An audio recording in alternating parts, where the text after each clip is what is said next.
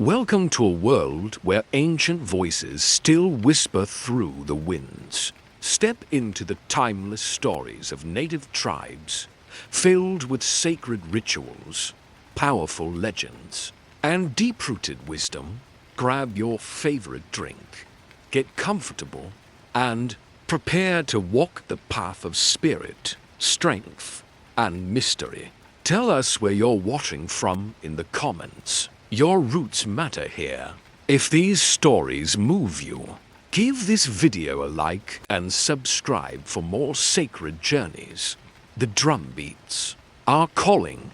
Let the journey begin. They once rode faster than bullets and could vanish into dust before a soldier could reload. The Bannock were masters of the high desert warriors, scouts, and spiritual riders whose horses were seen as sacred extensions of their own souls. But what happens when a people known for motion are caged into stillness? Today, the descendants of the Bannock live in the Fort Hall Reservation in Idaho, sharing land with the Shoshone. Their story almost lost echoes in the bones of canyons, in ghost dances outlawed, and in a memory that refuses to die. They say the land remembers, long before maps, before treaties and steel tracks. There were footsteps pressed into volcanic earth, whispers carried through basalt cliffs, and stories told by firelight beneath a sky. So why did swallowed time? This is where the Bannock came from. Not just a place, but a breath between two worlds. Born of stone, sun, and shadow, they were the people who rose from ash and silence. Their origin stories do not begin with conquest, but with fire. Ancient Bannock belief speaks of a world formed when the sky spirits cracked the land open with light, shaping the canyons, rivers, and steaming plains of what would one day be southern Idaho. It is said the people first walked out of the earth, through steam vents and hot springs, drawn toward the Kama's bloom, a blue flower whose root held life, stories, and season. To be Bannock was to be part of a landscape still warm from creation. They called themselves Panaquati, meaning the people, and for them, everything, every rock, every bird's cry, every bend in the Snake River had meaning. They read the land like scripture. A sudden wind was a warning. A hawk circling 3 times meant something was watching. Even silence had a voice. Before horses, the Bannock were already masters of movement. They traveled with the rhythm of seasons, following the melt of snow and the bloom of roots. Their homes, simple and practical, were built to disappear. Wickiups made of willow branches and hides blended into the hills, and when the earth called them onward, they left nothing but pressed grass behind. Children were not just raised, they were trained. A Bannock child might learn to throw a small spear before they could walk. By 10, they could track a deer through shadow or build a fire with no flame. Girls learned how to shape rawhide and whisper songs into beadwork. Boys learned to listen, not just to their elders, but to the sky. Marriage among the Bannock was not a transaction, but a union of families and spirits. Love could be shy and secret, but once sealed, it was a lifetime bond. A young man might spend weeks crafting a gift for the girl he hoped to marry. A polished stone knife, a carefully dyed belt, a song made only for her. Fidelity wasn't demanded. It was expected. It was understood. Yet even in peace, the world pressed in. Other tribes moved across the land, Shoshone, Nez Perce, Blackfoot, some as cousins, others as rivals. The Bannock were known not for size, but for silence. They watched, they waited, they remembered Dot, and always, at the center of it all, was the fire. Not just for warmth or cooking, but for communion. Around it, elders would tell the stories of how Raven stole the stars, how Coyote laughed and was punished, how the first Bannock warrior leapt into lava to seal a pact with the mountain. The fire wasn't just light, it was memory. Some nights, the smoke would rise to straight, and elders would pause mid-sentence. That was a sign, a soul wandering, or a spirit unsettled. In those moments, prayers were whispered with smoke and cedar, and even the children went quiet. Though today we look back with words like pre-contact and tribal era, the truth is more sacred and more complex. The Bannock were not waiting to be discovered. They were already complete. They knew how to disappear into winter and reappear with the geese. Their laws were carved into tradition.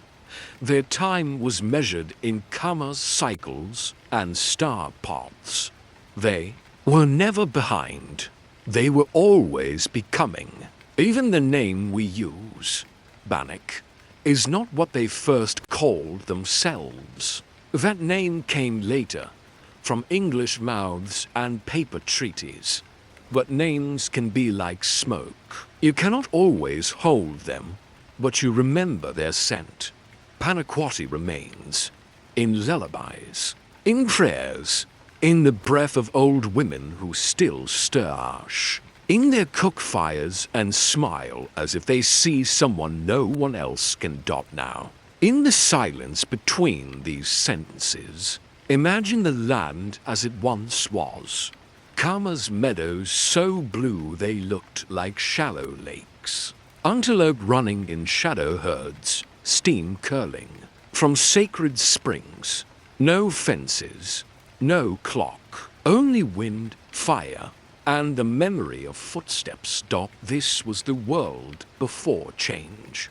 A world of rhythm and reverence.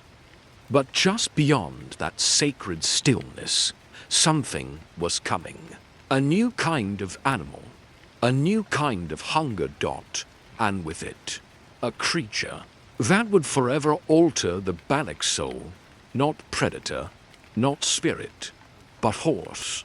Before rifles cracked the sky and iron horses scarred the ground, there was only instinct, the hush of wind over stone, the patience of waiting, and the thrum of a string pulled taut with breath. Hunting wasn't just survival for the Bannock.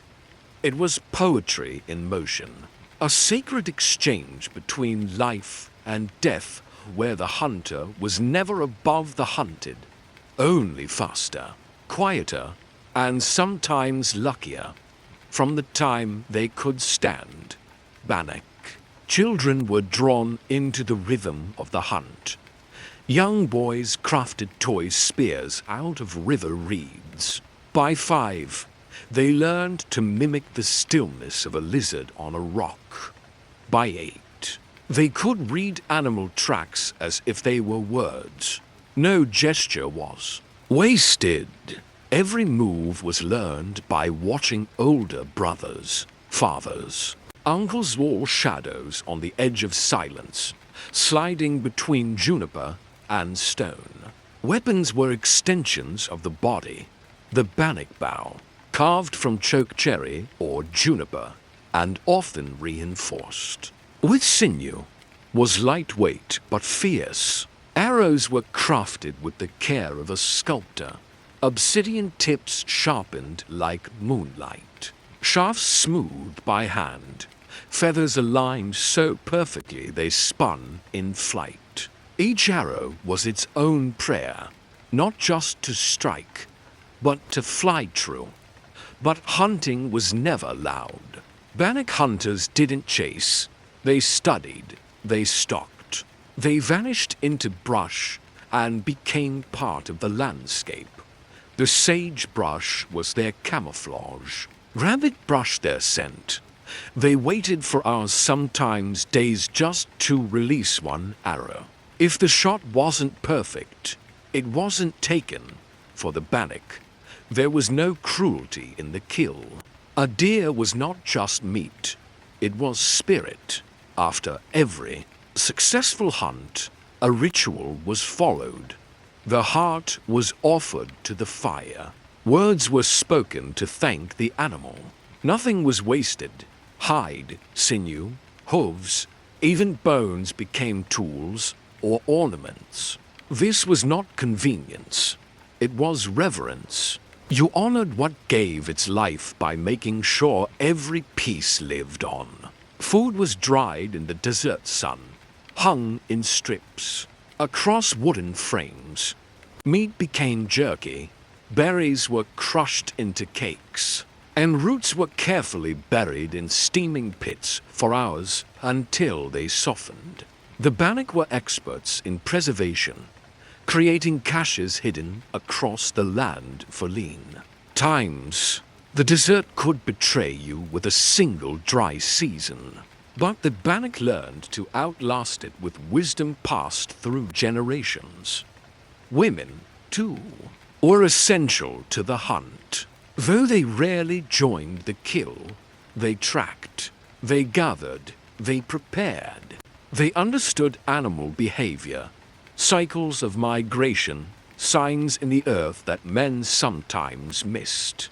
They would remind their husbands when the commerce fields were nearly ready, or when the antelope herds would crest the horizon. Their knowledge wasn't behind the scenes.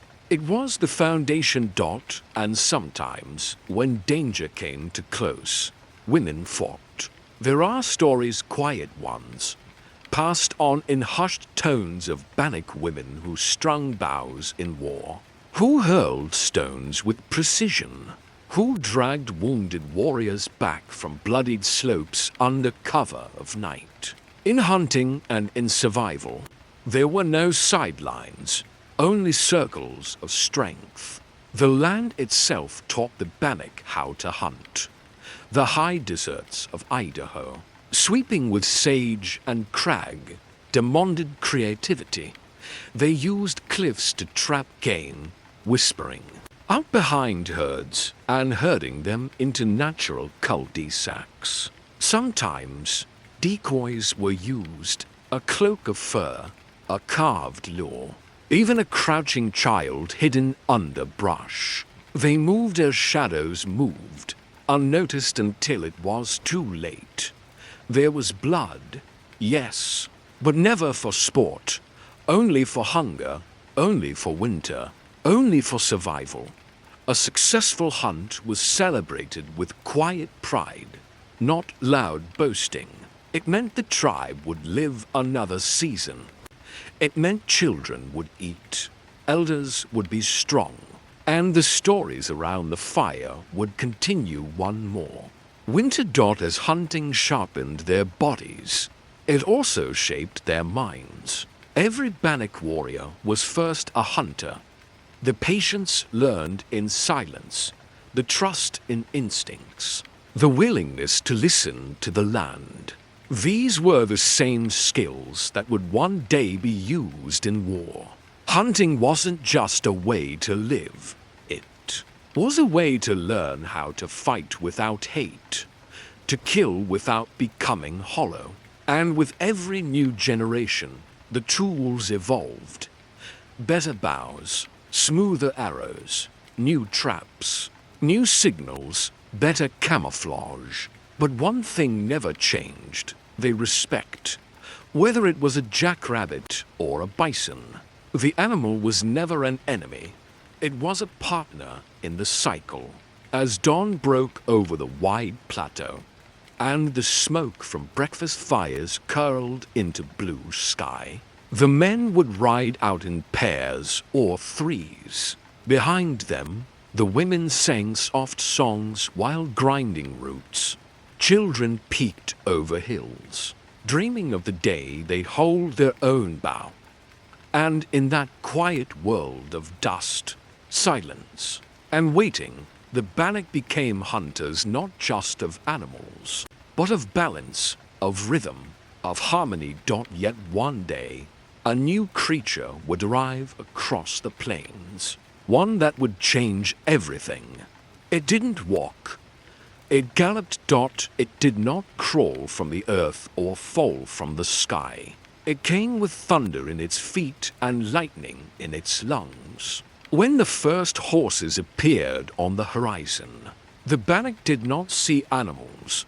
They saw omens, spirits, with hooves, gods made of muscle.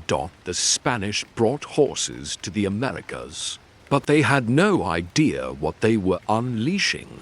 By the 1700s, wild horses had spread far beyond the Southwest, running free across plains and deserts, slipping through tribal lands like wind-borne fire.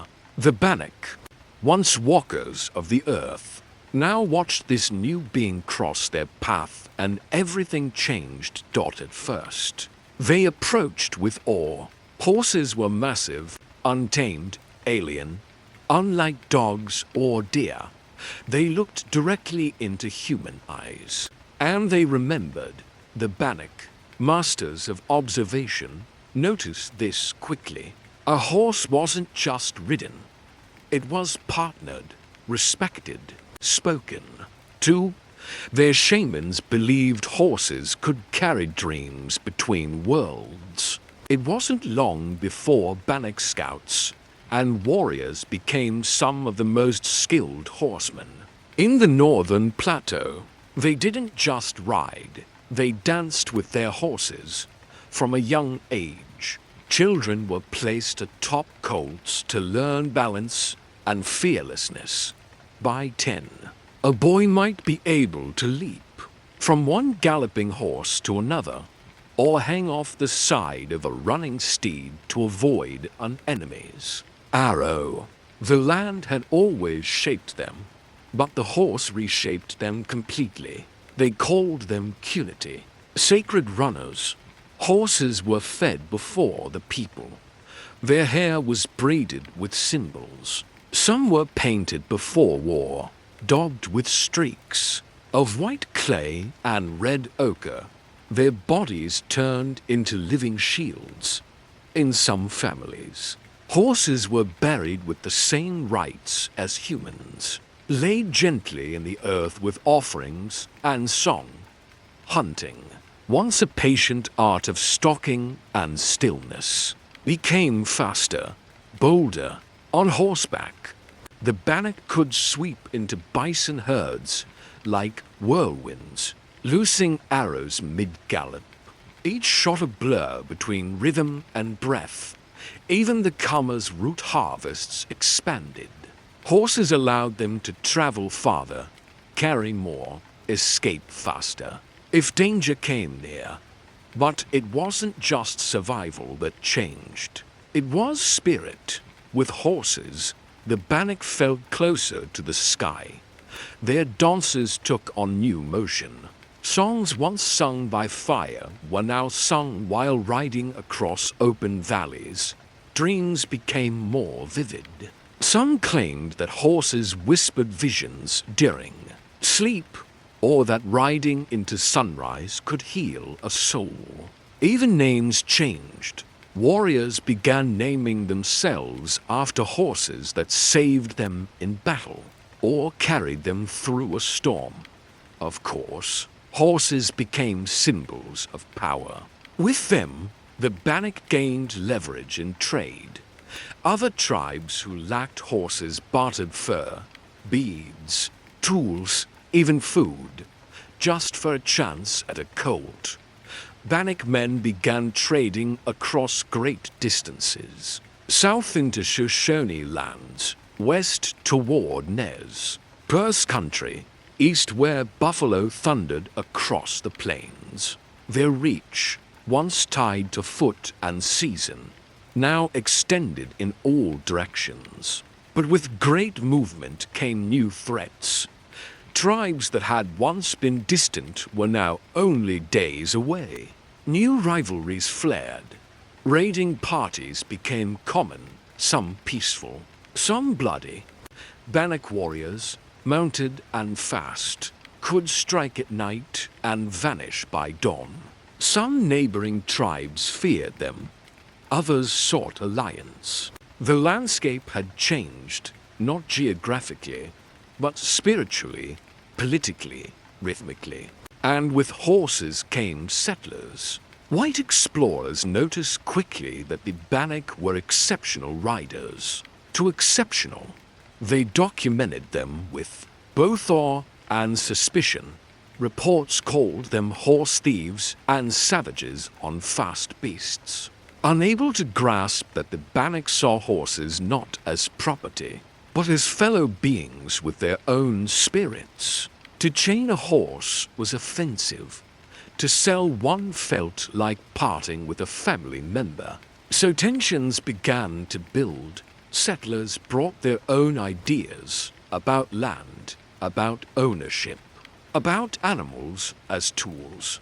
But to the Bannock, a horse wasn't owned. It was honored. It was loved. It was listened to. There are old songs passed from elder to youth that speak of dream horses, spirit animals that run only under moonlight, that chose their riders through dreams, that refused saddles but would carry a dying man home. These stories aren't just metaphors, they were memories, evidence of a time when man and horse met in the center of the world and changed each other forever. The Bannock grew into the saddle as if they had always belonged there, and in some ways, maybe they had. Maybe they were always meant to move, faster than memory, to vanish over hills before anyone could say their name, to live in motion, in balance between the sky and the stone. But balance never lasts forever, and motion can be interrupted. Soon others would come, not on horses, but on railroads, not with spirit, but with paper, not with dreams, but with blueprints taught in the quiet hours before dawn. When the stars still blink like embers, and even the horses sleep, the Bannock say the world becomes thin. The wind carries more than air. The trees hold their breath, and in that stillness, dreams begin to walk. Long before the word religion ever reached these lands, the Bannock lived in a world where spirit and reality breathed together. There was no firm line between waking and dreaming, no border between Earth and the other world. Dreams weren't illusions. They were visitations, messages, warnings, sometimes gifts. A child's first dream, if remembered clearly, was brought to the elders. If it held signs of white elk, a floating flame, a faceless voice, it was studied and honored. Dreams weren't private. They were maps, blueprints from the invisible realm. A strong dream could shape a life, direct a marriage, even decide the next war leader.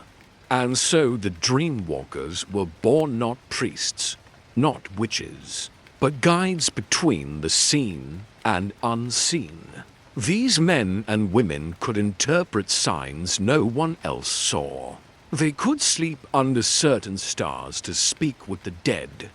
They fasted in caves, bathed in smoke, and emerged with words that didn't seem their own.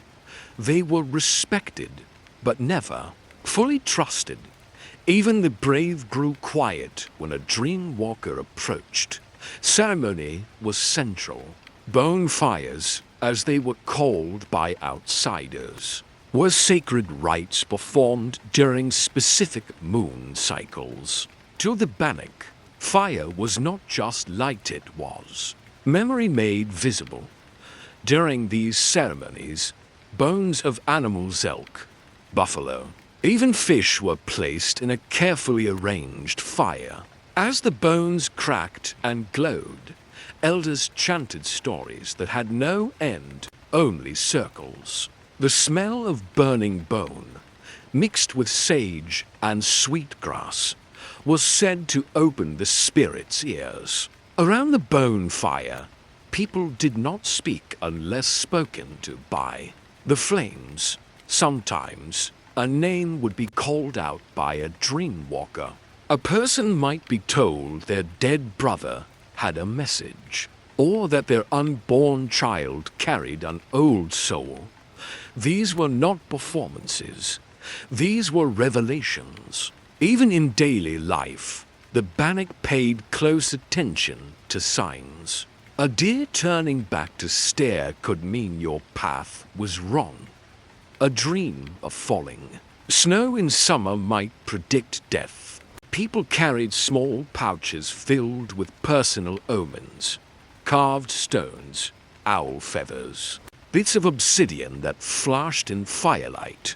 These were not charms. They were memories, preserved. Certain places were known to be thin, caves where echoes never came back, pools where no insects landed. Even some stones were avoided not for fear, but for respect.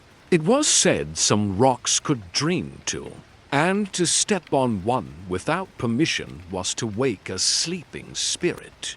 The most gifted dream walkers were chosen not by lineage, but by experience. Often, they had survived lightning strikes, near-death falls, fevers that brought visions. One story tells of a young man who disappeared for days during a winter storm. When he returned, he spoke with two voices, his and an old woman's. He never hunted again. Instead, he sat by the fire and whispered into the smoke. And people listened. Women held sacred roles in spiritual life. Elder women, especially those who had lost children or survived great illness, were considered dream carriers. They didn't need drums or chants. Their presence alone was enough to still a room. They didn't speak often, but when they did, people remembered every word. The ghost song, a chant sung only by women, was used when someone passed. It was not a mourning cry. It was a guide, a beacon sung to help the soul find its way across the river of shadows. Even today, some Bannock elders say they hear it in dreams, soft, low, like the sound of wind passing through teeth.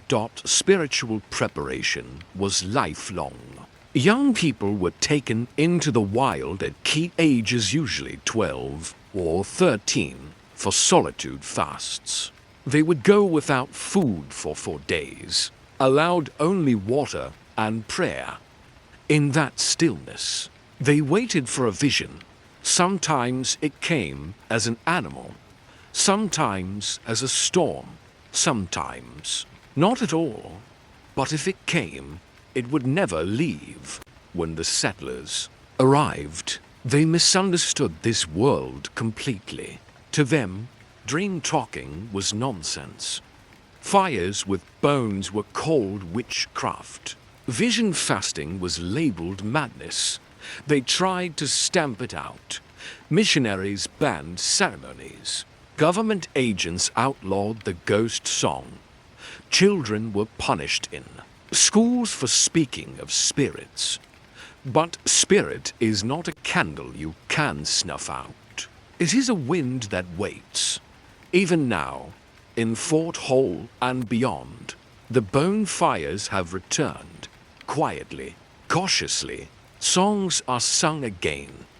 Elders speak of dreams that once kept them alive through forced relocations and disease. And the young, Many of them born far from tribal lands are starting to listen.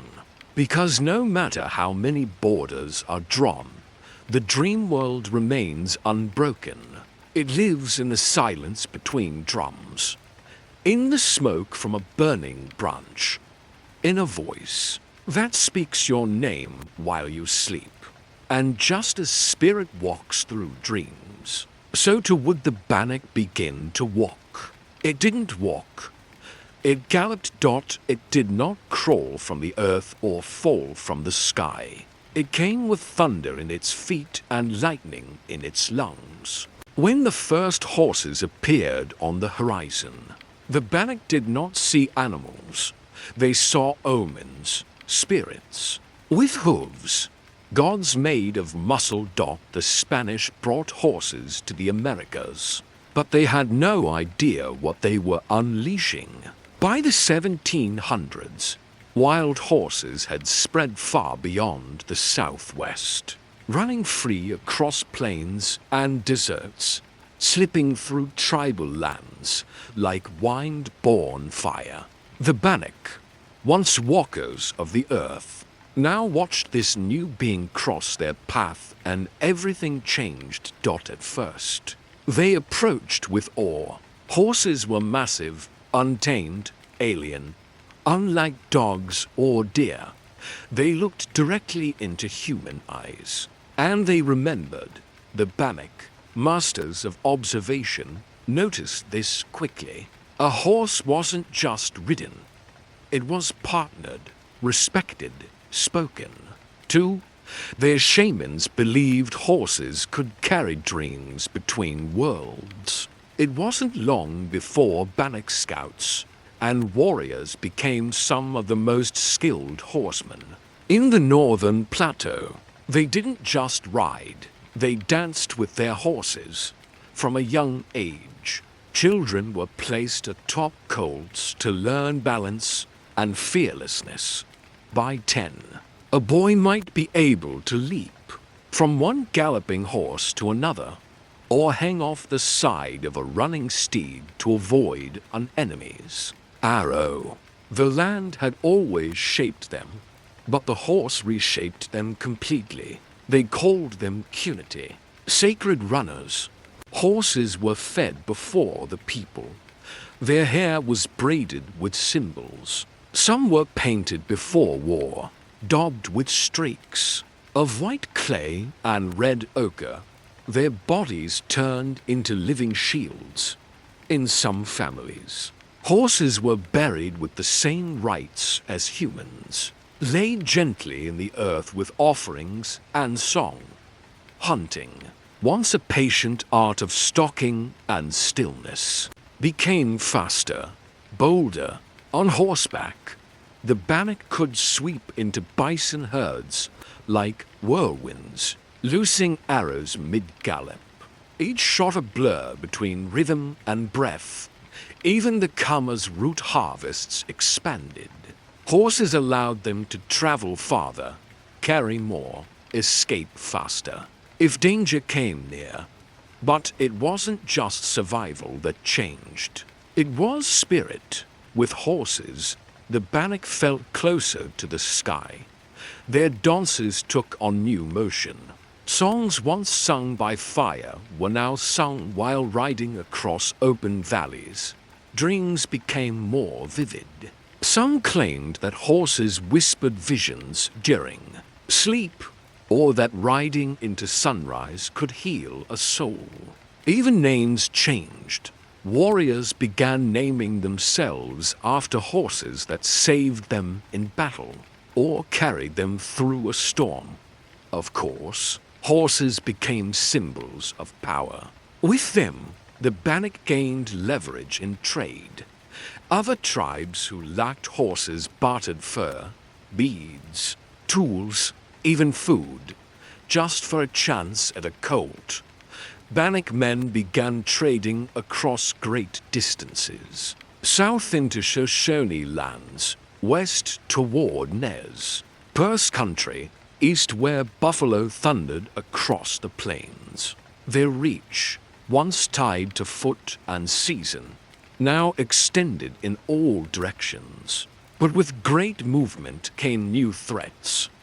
Tribes that had once been distant were now only days away. New rivalries flared. Raiding parties became common, some peaceful, some bloody. Bannock warriors, mounted and fast, could strike at night and vanish by dawn. Some neighboring tribes feared them. Others sought alliance. The landscape had changed, not geographically, but spiritually, politically, rhythmically. And with horses came settlers. White explorers noticed quickly that the Bannock were exceptional riders. To exceptional, they documented them with both awe and suspicion. Reports called them horse thieves and savages on fast beasts. Unable to grasp that the Bannock saw horses not as property, but as fellow beings with their own spirits. To chain a horse was offensive. To sell one felt like parting with a family member. So tensions began to build. Settlers brought their own ideas about land, about ownership, about animals as tools. But to the Bannock, a horse wasn't owned. It was honored. It was loved. It was listened to. There are old songs, passed from elder to youth, that speak of dream horses, spirit animals that run only under moonlight, that chose their riders through dreams, that refused saddles but would carry a dying man home. These stories aren't just metaphors, they were memories, evidence of a time when man and horse met in the center of the world and changed each other forever. The Bannock grew into the saddle as if they had always belonged there, and in some ways, maybe they had. Maybe they were always meant to move, faster than memory, to vanish over hills before anyone could say their name, to live in motion, in balance between the sky and the stone. But balance never lasts forever, and motion can be interrupted. Soon, others would come, not on horses, but on railroads, not with spirit, but with paper, not with dreams, but with blueprints dot in the quiet hours before dawn. When the stars still blink like embers, and even the horses sleep, the Bannock say the world becomes thin. The wind carries more than air. The trees hold their breath, and in that stillness, dreams begin to walk. Long before the word religion ever reached these lands, the Bannock lived in a world where spirit and reality breathed together. There was no firm line between waking and dreaming, no border between Earth and the other world. Dreams weren't illusions. They were visitations, messages, warnings, sometimes gifts. A child's first dream, if remembered clearly, was brought to the elders. If it held signs of white elk, a floating flame, a faceless voice, it was studied and honored. Dreams weren't private.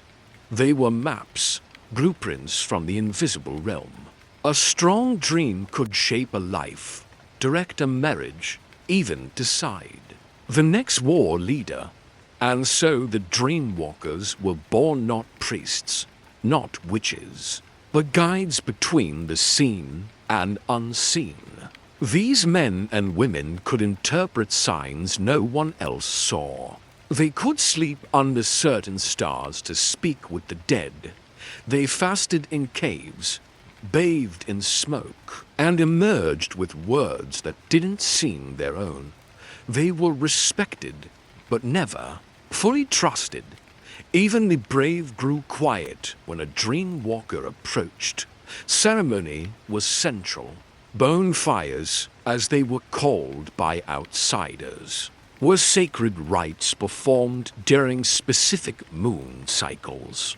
To the Bannock, Fire was not just light, it was memory made visible. During these ceremonies, bones of animals, elk, buffalo, even fish were placed in a carefully arranged fire. As the bones cracked and glowed, elders chanted stories that had no end, only circles. The smell of burning bone, mixed with sage and sweetgrass, was said to open the spirit's ears. Around the bone fire, people did not speak unless spoken to by the flames. Sometimes a name would be called out by a dream walker. A person might be told their dead brother had a message, or that their unborn child carried an old soul. These were not performances, these were revelations. Even in daily life, the Bannock paid close attention to signs. A deer turning back to stare could mean your path was wrong. A dream of falling. Snow in summer might predict death. People carried small pouches filled with personal omens. Carved stones, owl feathers, bits of obsidian that flashed in firelight. These were not charms. They were memories, preserved. Certain places were known to be thin, caves where echoes never came back, pools where no insects landed. Even some stones were avoided not for fear, but for respect. It was said some rocks could dream too, and to step on one without permission was to wake a sleeping spirit. The most gifted dream walkers were chosen not by lineage, but by experience. Often, they had survived lightning strikes, near-death falls, fevers that brought visions. One story tells of a young man who disappeared for days during a winter storm. When he returned, he spoke with two voices, his and an old woman's. He never hunted again. Instead, he sat by the fire and whispered into the smoke. And people listened. Women held sacred roles in spiritual life. Elder women, especially those who had lost children or survived great illness, were considered dream carriers. They didn't need drums or chants. Their presence alone was enough to still a room. They didn't speak often, but when they did, people remembered every word. The ghost song, a chant sung only by women, was used when someone passed. It was not a mourning cry. It was a guide, a beacon sung to help the soul find its way across the river of shadows. Even today, some Bannock elders say they hear it in dreams soft, low, like the sound of wind passing through teeth. Spiritual preparation was lifelong. Young people were taken into the wild at key ages, usually 12 or 13, for solitude fasts. They would go without food for 4 days, allowed only water and prayer. In that stillness, they waited for a vision. Sometimes it came as an animal, sometimes as a storm, sometimes not at all. But if it came, it would never leave. When the settlers arrived, they misunderstood this world completely. To them, dream talking was nonsense. Fires with bones were called witchcraft. Vision fasting was labeled madness. They tried to stamp it out. Missionaries banned ceremonies. Government agents outlawed the ghost song. Children were punished in schools for speaking of spirits. But spirit is not a candle you can snuff out. It is a wind that waits. Even now, in Fort Hall and beyond, the bone fires have returned. Quietly, cautiously, songs are sung again. Elders speak of dreams that once kept them alive through forced relocations and disease. And the young, Many of them born far from tribal lands are starting to listen. Because no matter how many borders are drawn, the dream world remains unbroken. It lives in the silence between drums, in the smoke from a burning branch, in a voice that speaks your name while you sleep.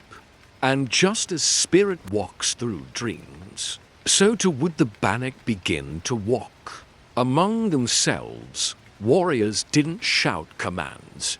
They used hand signals, whistles, and sometimes small flicks of feather-tied sticks. Each band of fighters had their own code. Outsiders could never decode it. That secrecy saved them again and again.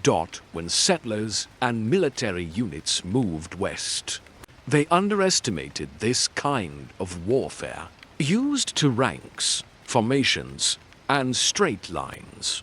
They struggled against the Bannocks' sudden attacks and evaporating retreats. One officer wrote, "They strike like shadows and vanish before you can aim. It's like fighting ghosts with guns. But ghosts don't leave footprints. The Bannock did." And as settlers continued to spread, the pressure mounted. Tensions over land, water, and wild game sparked countless clashes. And yet, for years, the Bannock held their own. One of the most infamous examples came during the Bannock War of 1878.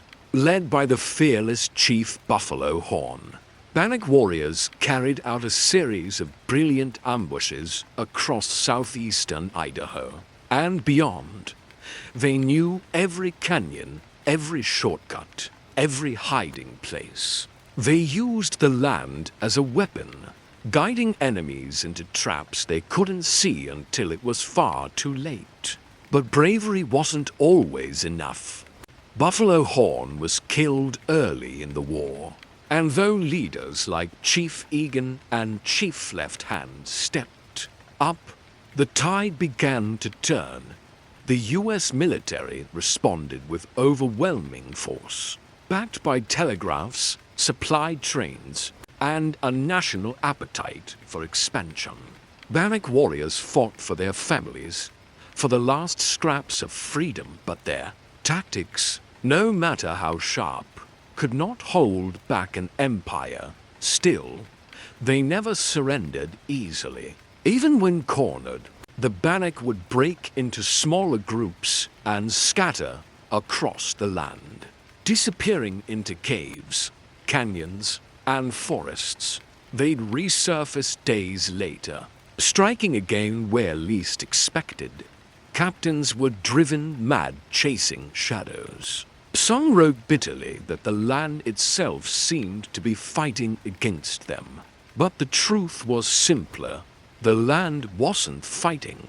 It was just remembering who had loved it longer after the war. Many Bannock were forced onto the Fort Hall Reservation, confined to a fraction of their ancestral range. But the warrior spirit didn't vanish. It was passed down through stories, symbols, and scars.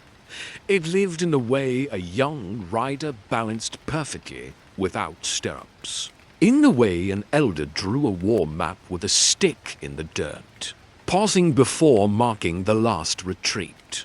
To fight like the Bannock was never about the size of the army. It was about knowing exactly when to become wind and when to become fire.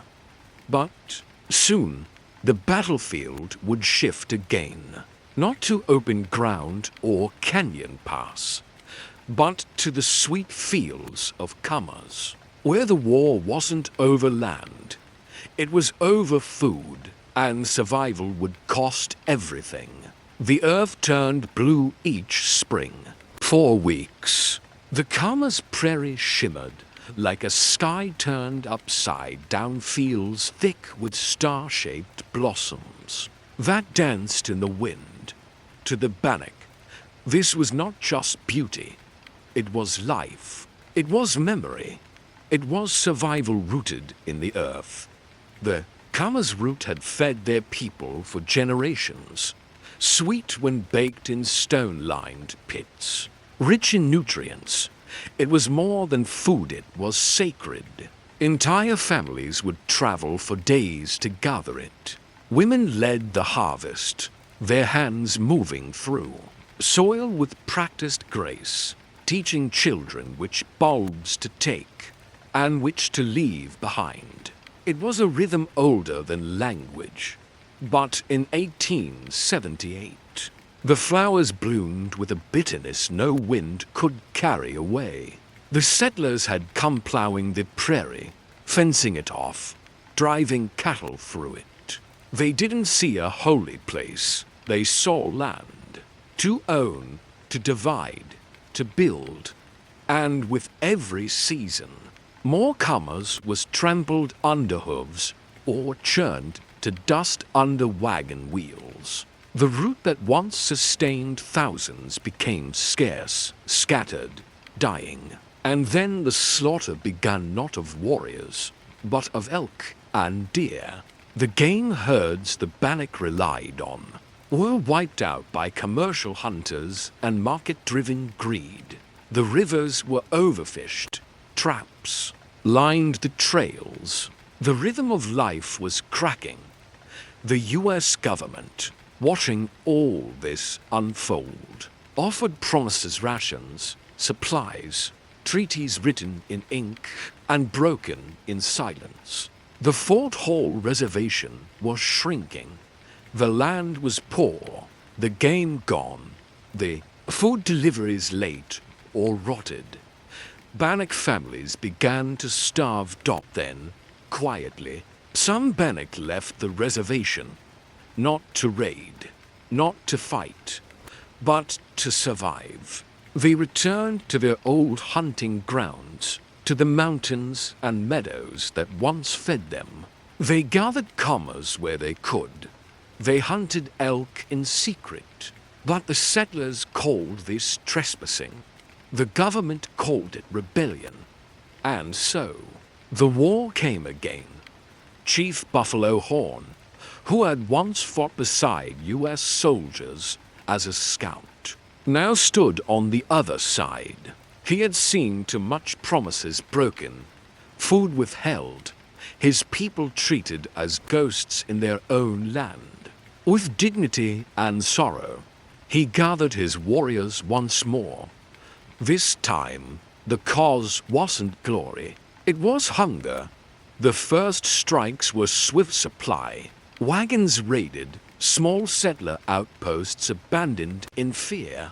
The Bannock moved fast, just as they had always done, disappearing into hills, riding through moonlight, leaving behind only hoofprints and questions. Other tribes watched closely. Some offered quiet support. Others feared the retaliation that might follow. And then came the battle at South Mountain.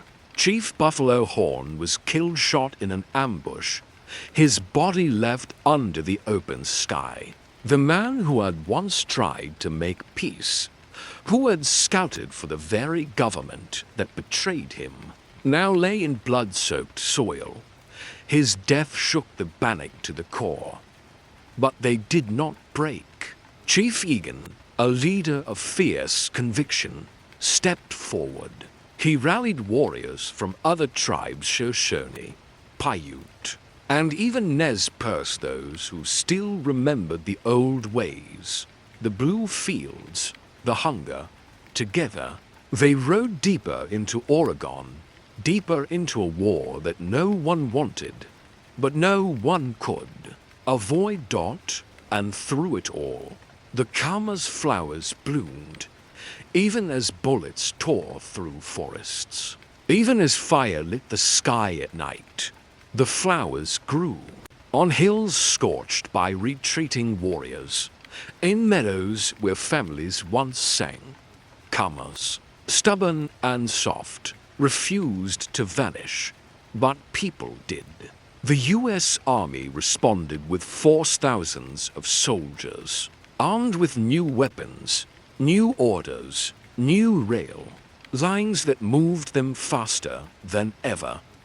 Bannock warriors fought bravely, but the numbers were overwhelming. Ammunition ran low, food disappeared, children were hidden in caves.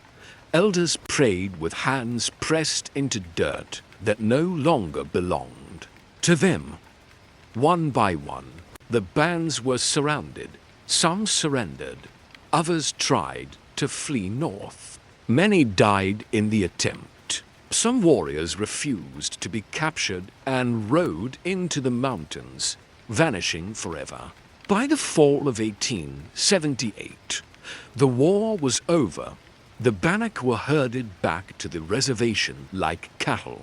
The leaders were imprisoned, their horses were taken, their weapons destroyed, and the commerce fields, the sacred blue ocean, were silent. It was more than a military defeat. It was spiritual collapse, a breaking of the circle. And yet, even in that silence, the roots still slept beneath the soil. Today, the Commerce Prairie still blooms in spring. Elders return with grandchildren, showing them how to dig with the old wooden tools. Stories are told again. Songs are sung in a language once almost buried. The flowers wave in the wind, not as a memory, but as a defiance. Because no matter how many fences are built, how many treaties broken, the Bannock remember, and though their battles were forced into silence, the betrayal would not be the end of their story. It would only be the beginning of another wound, a deeper one carved not by warheads, but by words, the kind written in ink. It wasn't just the warriors who fell. It was the voices, the names, the promises made beneath flags and forgotten by the very hands that offered them. The Bannock, like many native nations, did not lose their world in a single battle. It was taken sheet by sheet through contracts, through signatures, through lies dressed in law. After the smoke cleared from the Bannock War of 1878, it wasn't fire that finished the tribe. It was paper. The United States government, already years into its mission to erase, assimilate, and control, responded to the uprising not with understanding but with ink. Documents were drawn up, new boundaries were marked. The Fort Hall Reservation would shrink again. Hunting rights revoked. Movement off reservation illegal. The very act of gathering commerce or fishing ancestral rivers became a federal offense. And so, the Bannock found themselves prisoners in the shadow of land that once knew their names. Chief Buffalo Horn was dead.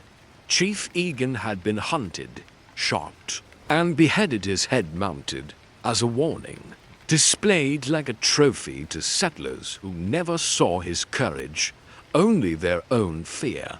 Other leaders were arrested, chained, marched to distant prisons. Their families left to starve or to kneel in submission. Children watched their fathers dragged away, not for crimes, but for refusing to vanish. Some signed the treaties, believing there was no other way. Some never signed and were still punished. The paper didn't care who agreed. The signatures were decorations, not protections. One treaty promised new tools, seeds, livestock, and access to traditional lands in perpetuity. None of those promises were kept. Another guaranteed education and medical care. What arrived instead were Indian boarding schools, military-style institutions built to erase Bannock language, religion, and family bonds. Boys had their braids cut off. Girls were punished for speaking to one another in Bannock. If they cried, They were whipped. Elders say that the silence in the boarding schools was louder than any battlefield. And yet, those same papers crumbling in archives now were written as if they offered peace. They were given noble names, articles of agreement, mutual compromise, an act of good faith. But to the Bannock, they were death sentences written in elegant script. Some chiefs refused to speak to government agents altogether. Others tried. Letters from the 1880s show desperate attempts to protect what was left. The roots are gone. The deer are gone. Our people do not eat. You say we must be peaceful. Tell me how I feed my son peace. Bannock leader's letter to a federal agent, 1882. These pleas were ignored or buried. And the worst betrayal wasn't always the erasure. It was the imitation. Settlers adopted the names of Bannock places for their towns' comers. Fort Hall, Auburn Valley, but they stripped the names of meaning. A mountain that once marked a vision quest became a ski resort. A river where girls once bathed during a puberty ceremony was dammed and renamed. Even the term chief began to shift. The U.S. appointed leaders who were cooperative, malleable, paper-friendly. These weren't always the spiritual or traditional voices of the people. They were selected to give the illusion of consent to the Bannock. Leadership had never been about titles or elections. It was about respect earned through years of wisdom, generosity, and dreams. A true leader wasn't chosen by outsiders. He or she emerged from the will of the people. Like water rising after a storm. By the early 1900s, the names of old chiefs began to disappear from the government's ledgers. Buffalo Horn, Egan. Left Hand, where all-powerful voices were replaced with officials and Indian agents. Their stories weren't taught. Their resistance wasn't remembered. But within the tribe, their names lived on, passed like sacred fire from elder to child. Today, many descendants still carry those names not just on paper, but in bone and blood. In Fort Hall, you'll find a woman who still tells the story of Chief Egan's last ride, how he led his people across icy rivers, wounded and hunted, refusing to surrender until the last breath left his horse.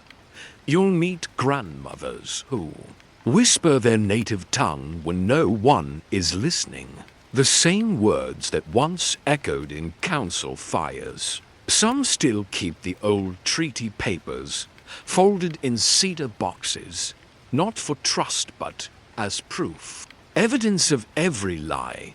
And yet, the Bannock did not become bitter. They became careful. They became deliberate. They adapted.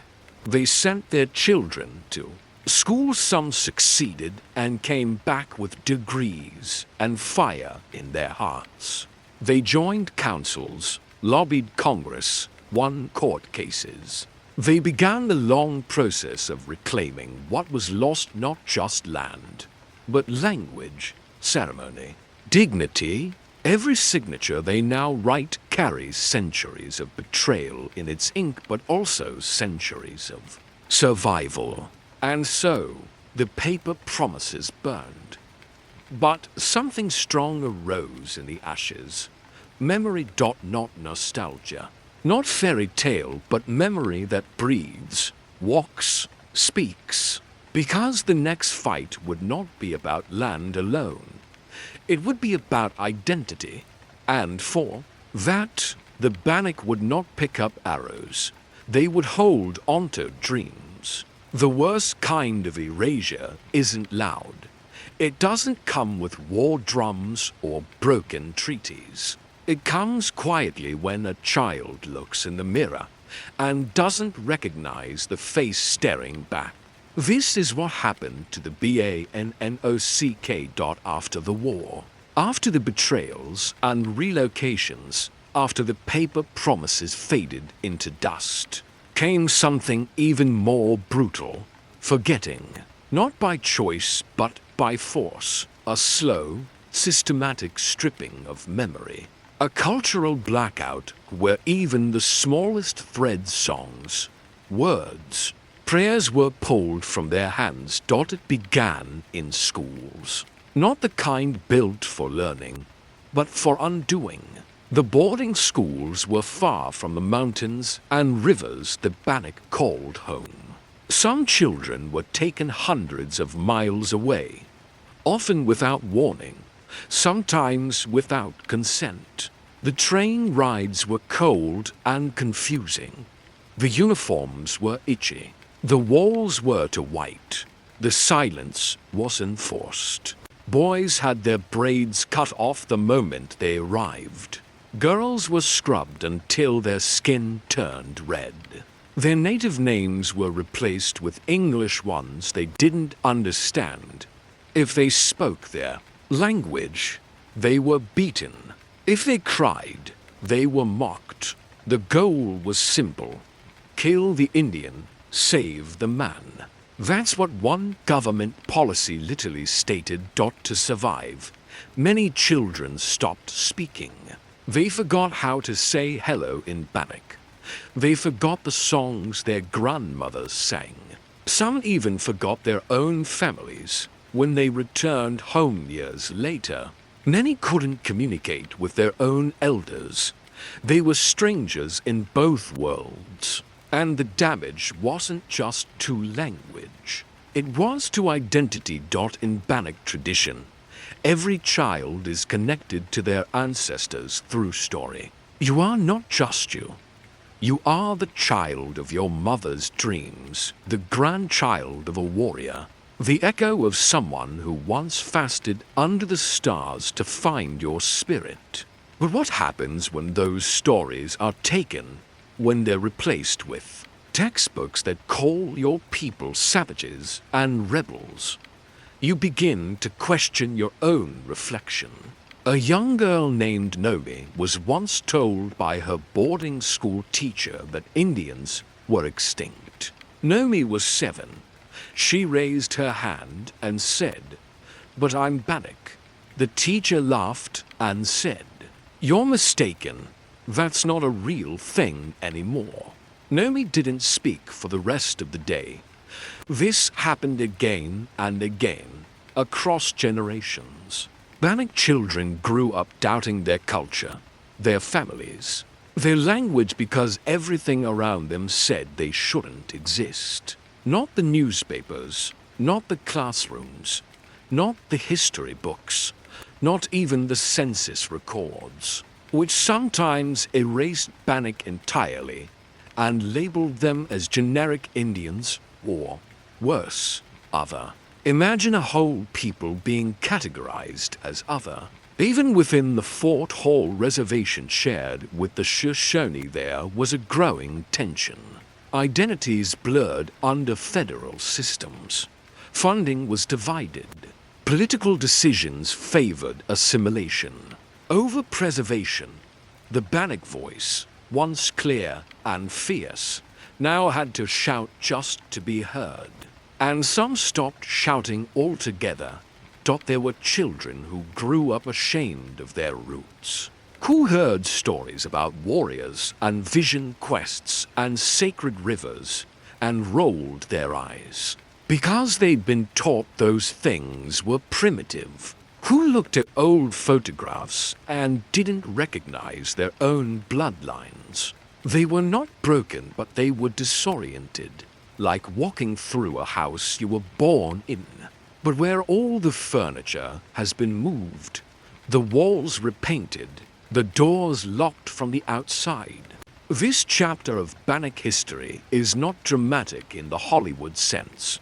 There are no shootouts, no burning villages, no heroic last stands. There is only a quiet hollowing out, an emptying of memory, a slow forgetting of how to pray.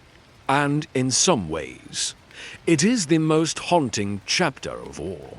But something refused to stay buried. In the 1970s and 80s, a small cultural revival began.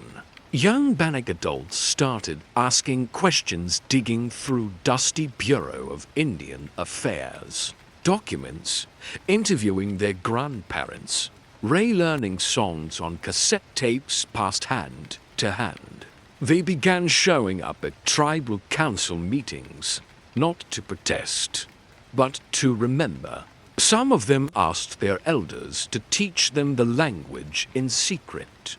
Others painted their regalia with traditional Bannock patterns no one had seen in decades. A few brave ones even stood in classrooms and told their teachers, "You forgot us, but we're still here." That mirror, once clouded by erasure, began to clear. Today, you'll meet Bannock youth who speak both English and their ancestral tongue, who wear ribbon skirts and Nikes, who ride skateboards but carry their great-grandmother's beadwork, who walk into worlds but this time by choice, because the truth is, the mirror didn't forget. It just waited for the day a child would stand in front of it and say, "I know who I am. I remember now. You tried to erase us, but we were never yours to erase." When everything else is taken, land, language, ceremony, what's left for the Bannock? The answer was in the hands of their women, in needle and thread, in the quiet resistance of color, bead, and cloth. Where war was loud and erasure was quiet, the women chose a third path, remembrance.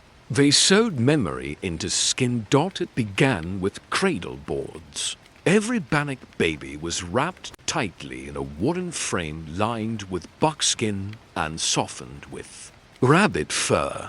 But the frame was more than shelter, it was story. Women would stitch protective symbols into the cover, sunbursts, mountain lines, the track of an elk across snow. These weren't decorations. They were spells, woven prayers, a way to carry the past into the future, even if that child was growing up in a world trying to erase their name. Beadwork became rebellion.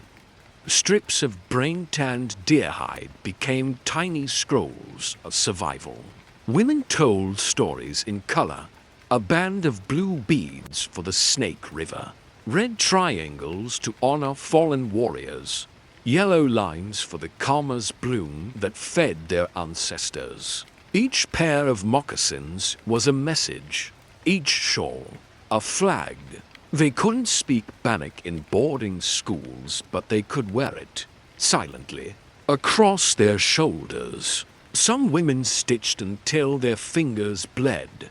Others sewed at night after work. Shifts, piecing together scraps of memory in kitchens where government issued flour and powdered milk, sat beside ancestral tools no one dared to throw away.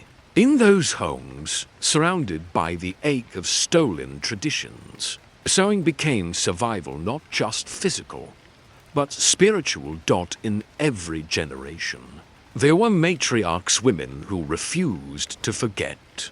One grandmother named Elsie sewed the same floral design onto every child's regalia.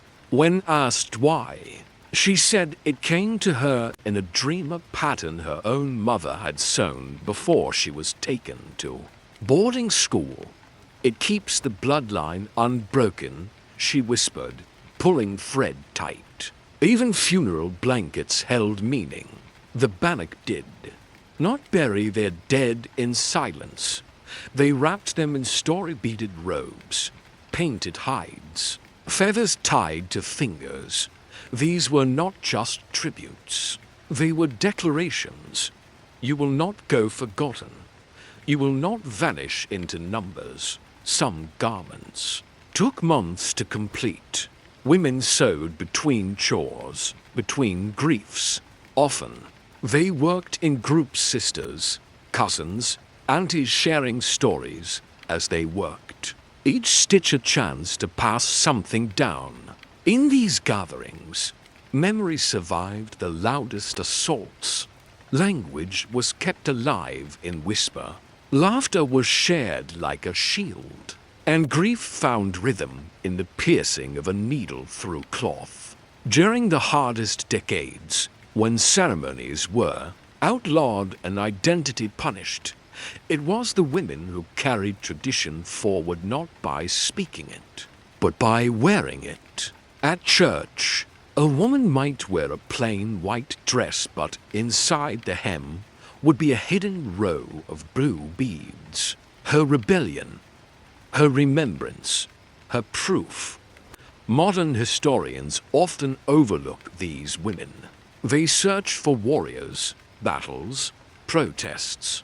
But they miss the battlefield that was the sewing circle, the needle that held the line, the dress that held an entire village's memory in its folds. And then something changed. In the late 20th century, as cultural revivals sparked across native communities, Bannock women stepped forward not just as preservers, but as leaders. They began teaching beadwork classes. They opened textile exhibits. They taught their daughters and granddaughters the old patterns. Some traveled to museums and gently corrected the curators, pointing out misidentified regalia, reclaiming pieces that had been mislabeled or locked behind glass. Today, a new generation is carrying the thread forward. Teenagers bead custom sneakers. Artists blend traditional hidework with modern fashion. One young woman even stitched her tribe's entire origin story into the lining of a prom dress, never visible unless you turned the fabric inside out. That's how it feels to be native, she said. You carry the story under your skin. And they do, because the needle never forgets. It remembers every stolen word, every lost child, every treaty burned, and every prayer whispered in secret. The cloth becomes a map of all that was almost lost but never quite. You can see it now. If you look close enough, in the glint of a bead that catches sunlight at a powwow, in the shimmer of ribbons trailing behind a jingled dress in motion, in the deliberate hand of a grandmother sewing silence back into song. To be Bannock is to remember forward, to take what was nearly destroyed and turn it into beauty, to take pain and stitch it into protection. And so they do again and again. Because the story isn't finished, the war isn't over, but the cloth is strong. And somewhere, as the smoke from a bonfire curls into a night sky, another girl picks up a needle and begins to remember with her hands. Now, with memory stitched deep into their skin, the Bannock turn toward what remains, the horses, the dreams, and the breath of a culture learning to run again.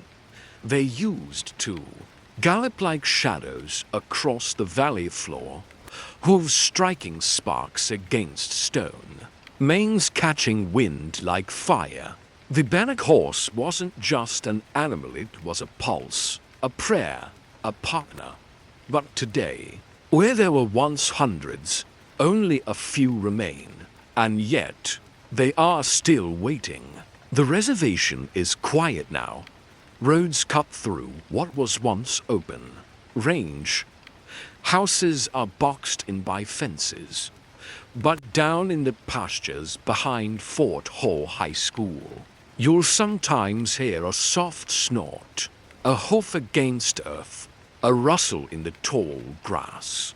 That's where the horses wait. They aren't war steeds anymore. They aren't symbols of resistance or scouts for hunting parties. But they are survivors just like the people who ride them. Young Bannock riders, some wearing jeans and ball caps, others in hand-beaded breastplates, still mount up each spring, not for battle. For memory. It begins with a saddle. Not always leather, sometimes it's old, patched up canvas, but placed with care. A soft pat on the flank, a whispered word, then the ride, fast, smooth, joyful, across plains where their great-grandfathers once raced buffalo, across the very soil that tried to forget them. Elders say horses never forgot the language. Even when the people were silenced, the horses remembered the rhythm. They still understand when a rider speaks low, in a voice filled with sadness or hope. They lean in, they listen. Sometimes they stop for no reason, eyes turned towards something only they can see. These aren't fantasy tales. This is living culture. The Bannock rode back into their horse traditions quietly and without apology. It began in the 1980s, when a few families started reclaiming their bloodlines' horses, those known for endurance, sure-footedness, and spiritual sensitivity. Children were taught how to brush them, feed them, braid their tails. Horses became teachers, not trophies, for some young riders. The horse was the first thing that ever made them feel seen, not just as a descendant of someone brave, but as someone alive today, with breath and purpose. One teenager, Rylan, said he felt most Bannock when his horse ran. Like I'm chasing something that's already in me, he said. Like my spirit knows the way, and I just hang on. Others ride for healing. On mornings after funerals, you'll see a lone rider heading toward the ridge. No destination, no announcement, just a silent grief ride. The horse feels the sorrow, and it doesn't ask questions. It just runs. Then there are the relay races. Once a year, the horse nations gather Shoshone, Arapaho, Lakota, and Bannock among them for breakneck relays that leave crowds breathless. Bareback riders leap from one running horse to another, kicking up clouds as ancient as time. It's not about medals. It's about belonging. It's about muscle remembering what memory forgot. At Fort Hall, the stables are full again. Not overflowing, not loud but steady. Girls learn how to braid manes with ceremony. Boys mock stalls with pride. And in every hoofbeat, there is a rhythm older than any anthem. Not a return to the past, but a continuation. Not nostalgia, but rebirth. Because the horses never really left. They were just waiting for the day the people would remember who they were. Waiting for the saddles to return, for the prayers to be whispered again. Waiting for feet that didn't fear the ride. You can hear it now in the gallop, at sunrise, in the laughter of children learning to ride. In the pause before a young man mounts his horse, looks out at the land, and feels something sacred rise in his chest. He doesn't call it tradition. He calls it home. And as the dust kicks up behind him, we follow, not into war this time, but into the dream of what comes next. Because up ahead, beyond the fences, where the horses now wait, the road is wide open. They said it was dangerous. They said it stirred rebellion. They said it had to be stopped. But to the Bannock, the ghost dance wasn't violence. It was a prayer made with feet, a song woven through dust and grief. It was the last language left when words had been taken and the old gods had gone quiet. When you have nothing else, you dance. The ghost dance began far from Bannock lands, among the Paiute of Nevada.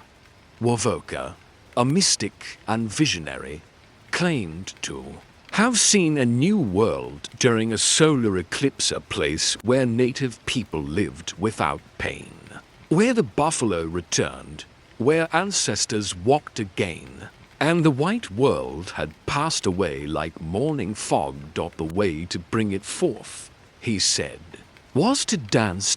Word spread quickly across reservations and tribal lines. Whispers carried the movement north. By the late 1880s, it had reached Bannock territory, the people, still raw from war and broken promises, still scraping by on government rations and stolen land, listened with open hearts. Could it really be true? Could a dance bring back what was lost? They gathered at night, when the agents weren't watching. The fire was small, the circle quiet, but the steps were sacred. The ghost dance wasn't wild or erratic. It was rhythmic, slow, circular. Men, women, and children moved together in unison, arms raised, eyes half closed, heads tilted toward the sky. They sang old words in new melodies, some in languages already fading. They danced until they collapsed, until visions came. Some saw ancestors' fathers lost in war, mothers taken to young, children who had died in the schools. Others felt the breath of buffalo in the wind. One elder claimed he danced so long that the stars bent down to watch. They were listening, he said, because no one else was. But the U.S. government didn't see hope. They saw danger. To them, a dance was a threat. A gathering of natives was always seen as an uprising. The idea that something spiritual could awaken resistance was intolerable. So they banned it. In 1890, Indian agents were ordered to stop the ghost dance. Anyone caught participating could be arrested, imprisoned, or worse. And yet, the Bannock kept dancing. In basements, in barns, in dry riverbeds, anywhere their feet could find earth and their spirits could rise. This wasn't defiance. It was survival. Even without weapons, even without land, the Bannock believed they could still move the world with movement. The dance became a lifeline, a ritual not just for change, but for remembering. Every step was a name, every circle a map of who they had been. Women sewed special ghost dance shirts decorated with celestial symbols and protection signs.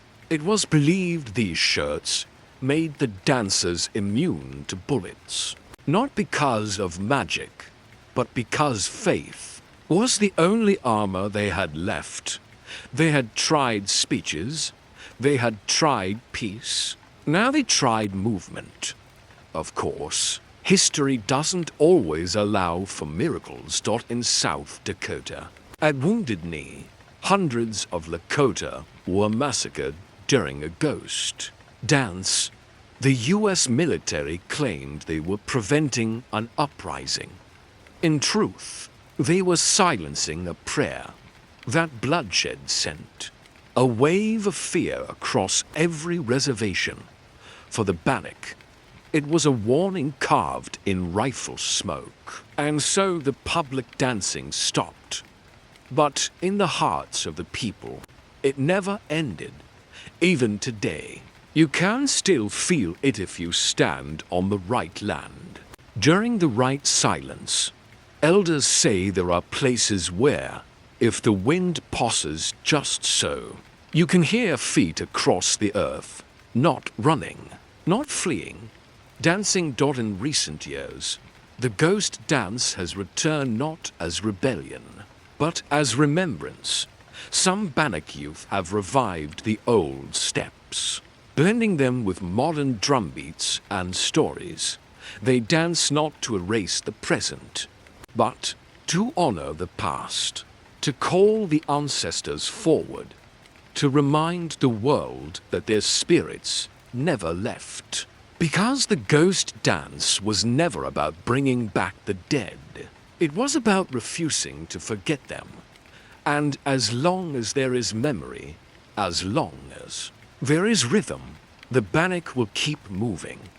Not in circles of sorrow, but in spirals of survival. They are still here, still dancing, still listening to the sky dot. And if you watch closely, not with your eyes, but with your heart, you may see it too.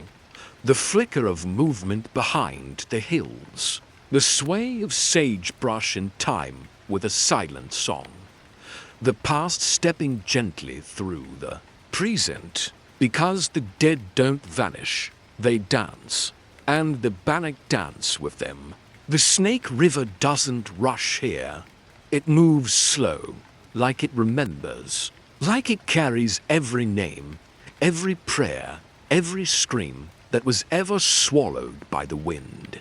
Along its banks, the old people say you can still hear them voices beneath the water. Laughter that lingers in the willow trees, footsteps across stones. No one's touched in 100 years, because the river doesn't forget, and neither do the Bannock. They come here still children, elders, tired mothers, young men with questions bigger than language. They don't come for ceremony, not always. Sometimes they just sit. Sometimes they touch the water like they're shaking hands with someone they've never met. And sometimes they say nothing at all, because the silence holds everything. It holds the story of how the river once fed them, carried them, taught them to build and to wander. It holds the taste of salmon grilled on flat stones, of laughter rising over water at dusk. It holds the first kiss between two teenagers whose parents didn't approve. It holds the names of warriors who never returned from war, the names of girls taken to boarding schools, the names of babies buried in unmarked earth, whose spirits were never sung home. They're all here. One elder Mary Littlefeather sits on the same flat rock every spring. She doesn't speak for the first hour. She just listens. You can hear the truth if you stop trying to explain it, she once said. She carries a small pouch of river stones, with names scratched into them. Every time a child is born, she adds another. Every time an elder dies, she sings into the water. The river takes it, she says, and it keeps it safe. Once, these waters stretched farther. Once, they were clean enough to drink straight from the pond. Now, pipelines run nearby. There's fencing in places where children used to run barefoot. But even with its bruises, the river remains, flowing, carrying. Each ripple is a reminder of the treaties broken along its shores, of the steamboats that brought settlers upstream and soldiers downstream, of the fish that once jumped so thick they looked like rain, of the time Bannock families were forbidden to gather here, told to move, told to disappear, but they didn't. Instead, they whispered to the current. They tied memory to driftwood. They hid stories in the roots of cottonwood trees. The river became their archive, liquid, sacred, untouchable by paper laws. There's a spot downstream where children now play. They skip rocks and chase dragonflies, unaware that they're standing in the same place where Bannock warriors once crossed in silence, hooves barely splashing as they rode through fog. History doesn't announce itself. It waits for you to. Notice today, river walks have become a kind of ritual. Not official, not scheduled, but real. Grandparents bring photos. Young people bring Bluetooth speakers, playing songs sung in both English and Bannock. Someone always brings fry bread. Someone always brings grief. And the river takes it all joy. Sorrow, confusion unfolds it back into the land. One girl, 11 years old, wades in ankle deep and whispers something we don't hear. She closes her eyes and drops a feather into the current. It spins once, then floats downstream. She smiles. It's her first word in the Bannock language. She doesn't know what it means yet. But the river does. Nearby, an old man carves a flute. From driftwood, the sound it makes is thin but pure. He plays one note, long and high, and it echoes like it's looking for someone. The note fades, and no one claps. No one needs to. The elders say the river remembers because it has seen everything. Not from above, like the sky, but from beside, from within. It saw the first fires, the first dances, the first lies told in government ink. It saw the children being taken and the mothers left behind. It saw the blood, the baptisms, the betrayals, and still it flows, because water cannot be conquered. It only changes form. So does memory. You find it now in documentaries, in tribal council meetings, in the voice of a teenager who says, "I'm Bannock," without shame. You hear it in drums. You feel it in beadwork. You taste it in commas cooked with care. And most of all, you hear it in the hush just before the river bends. It doesn't matter how many maps erase the names, how many textbooks leave them out, how many outsiders say, "I thought they were gone." The river knows better. It sings their names, all of them. Buffalo Horn, Egan, Littlefeather, Nomi, Elsie, Rylan. Names written in water, in soil. In story. So, when people ask, "Where are the Bannock now?" show them the river. Let them walk its edge. Let them listen. Because this isn't an ending. This is the current pulling forward. The story still unfolding. And the land, at last, remembering who it belongs to. Forever. It wasn't just heat, it was memory. Every night, it listened. It crackled softly as elders recounted times before the white men came. As mothers taught daughters how to bead strength into cloth. As fathers, quiet and focused, carved hooks or shaped bows, their hands moving in rhythm with flame and silence. These lodges woven from tule reeds, bent with sapling frames, sometimes layered with fur in the harshest seasons, could be raised quickly and quietly, perfect for a people who lived by movement, not permanence, and yet each one held the weight of centuries. Not because of what they were made of, but because of what was said within them. There were no front doors slamming shut, only flap covers drawn closed with ceremony. No square rooms or corners, only curves and circles, the same shapes that guided the stars, the river's bends, the seasons' return. Children would fall asleep to the soft hush of prayers, the swish of grandmother's skirt as she checked the bedding, the rhythm of drumming from a distant lodge as another family communed with the spirits of their ancestors. Marriage rituals took place in these firelit centers. Promises made over rabbit stew and bear hide.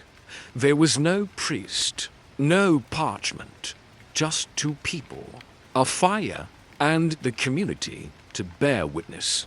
Their unions were rooted in responsibility, not romance. Love was the afterglow, not the spark. To be partnered was to be seen and trusted, to raise not only children, but good seasons, good memories. Roles inside the lodge weren't dictated by ego, but by balance. Women shaped tulle mats and chose gathering sites with deep memory. Men prepared snares and interpreted tracks with the patience of rivers. But both sang, both prayed, both listened to the fire. Even punishment in Kalispel life wasn't punishment. In the way outsiders knew it, there was no jail, no violence. Instead, there was firelight, silence, and reflection. If someone did wrong, they were sat near the lodge center not shamed, but asked to speak. Elders didn't scold, they shared a memory, a time when they had erred. And in the flames' reflection, shame melted, understanding took its place. The Kalispel believed healing began with story. Visitors to the Kalispel people, be they traders, missionaries, or soldiers, often misread the simplicity of these homes as poverty. But they missed what could not be seen from the outside: the invisible wealth of relationship, trust, and memory. The fire's warmth reached further than any wall. The lodge's circle held more truth than any church steeple or courthouse roof. And, though time would bring nails, bricks, and sharp angles into Kalispel lands, the shape of their home remains in memory. Even now, in modern houses with electricity and glass, Kalispel elders still sit with grandchildren in circles, still pass stories by firelight, still call upon warmth not just to cook but to connect. This is what survived, not just the image of the lodge, but the spirit of it. The sense that a home is not built, it's kept.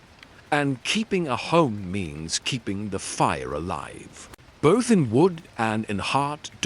As we step further into Kalispel life, we leave behind the stillness of the lodge's center and follow the beat of footsteps beyond its door.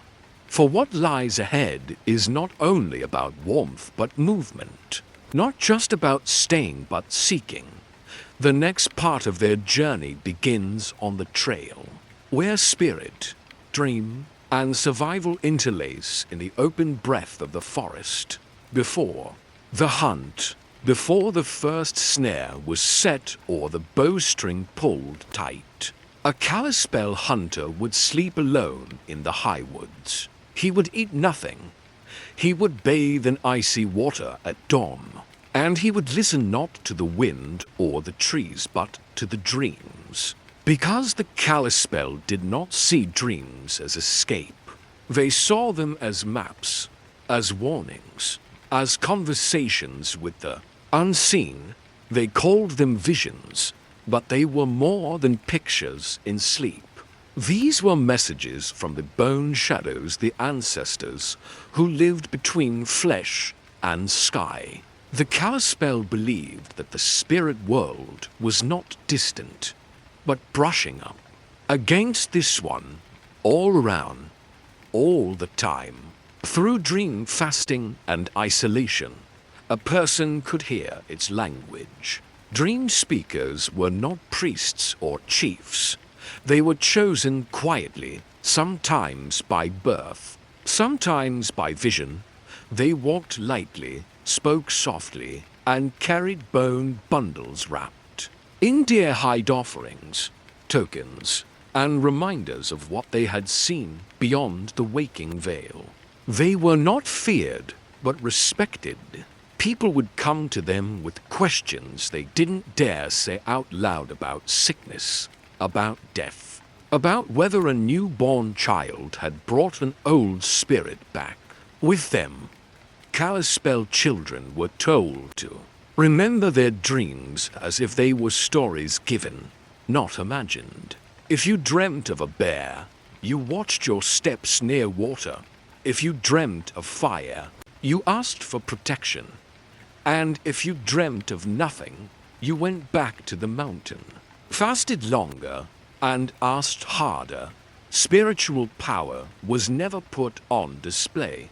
There were no chants for tourists, no costumes for cameras. The Kalispel path was subtle, inward, and earned. To speak with the dead was not performance, it was burden. Many dream speakers woke trembling. Some stopped talking entirely. Others took to wandering, no longer able to hold onto only one world. But they were still needed. Because the Kalispel did not separate life and death, they braided them. Ceremonies of passage were intimate, not grand. When someone died, their body was wrapped and laid with care, not as disposal, but as return. Bone bundles were buried with tools and beads, yes, but also with words, whispered promises, and soft regrets. No crying was forced. Grief was private, and healing was spiritual work, not just emotional. The Kalispel believed every person had a spirit animal, but not one chosen like a pet or a favorite. Instead, the animal chose you. It could come in a dream or appear repeatedly in waking life. Some saw owls, others fish.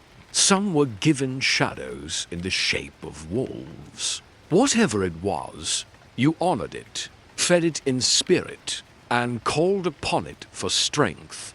No tattoos, number carvings. The relationship was sacred and mostly secret. It is said that a Kalispel warrior once refused to go to battle because he dreamt of feathers falling over blood. His friends mocked him, but when the ambush came, those who laughed were among the first to fall. After that, nobody questioned the dreams. They only listened more closely. The bone shadows, the spirits of the dead, were believed to walk most clearly at dusk and dawn, that liminal space between day and night. If you heard a twig snap at twilight or felt watched in the forest mist, you didn't panic. You paused. You offered a word. You asked, "What do you need?" Outsiders called these beliefs superstitions. But what they missed was how deeply the Kalispel knew silence, how they honored stillness, how they treated the invisible with more reverence than the visible. It wasn't magic, it was relationship with the land, with time, with breath. Even now, in modern Kalispel families, some children still wake from dreams and quietly draw what they saw. Some elders still keep feathers by their pillows. Some still whisper to the dark and listen back, not because they're trapped in the past, but because they know what the past still has to say. The fire may have dimmed, the lodges may be gone, but the dreams remain. The bone shadows still speak.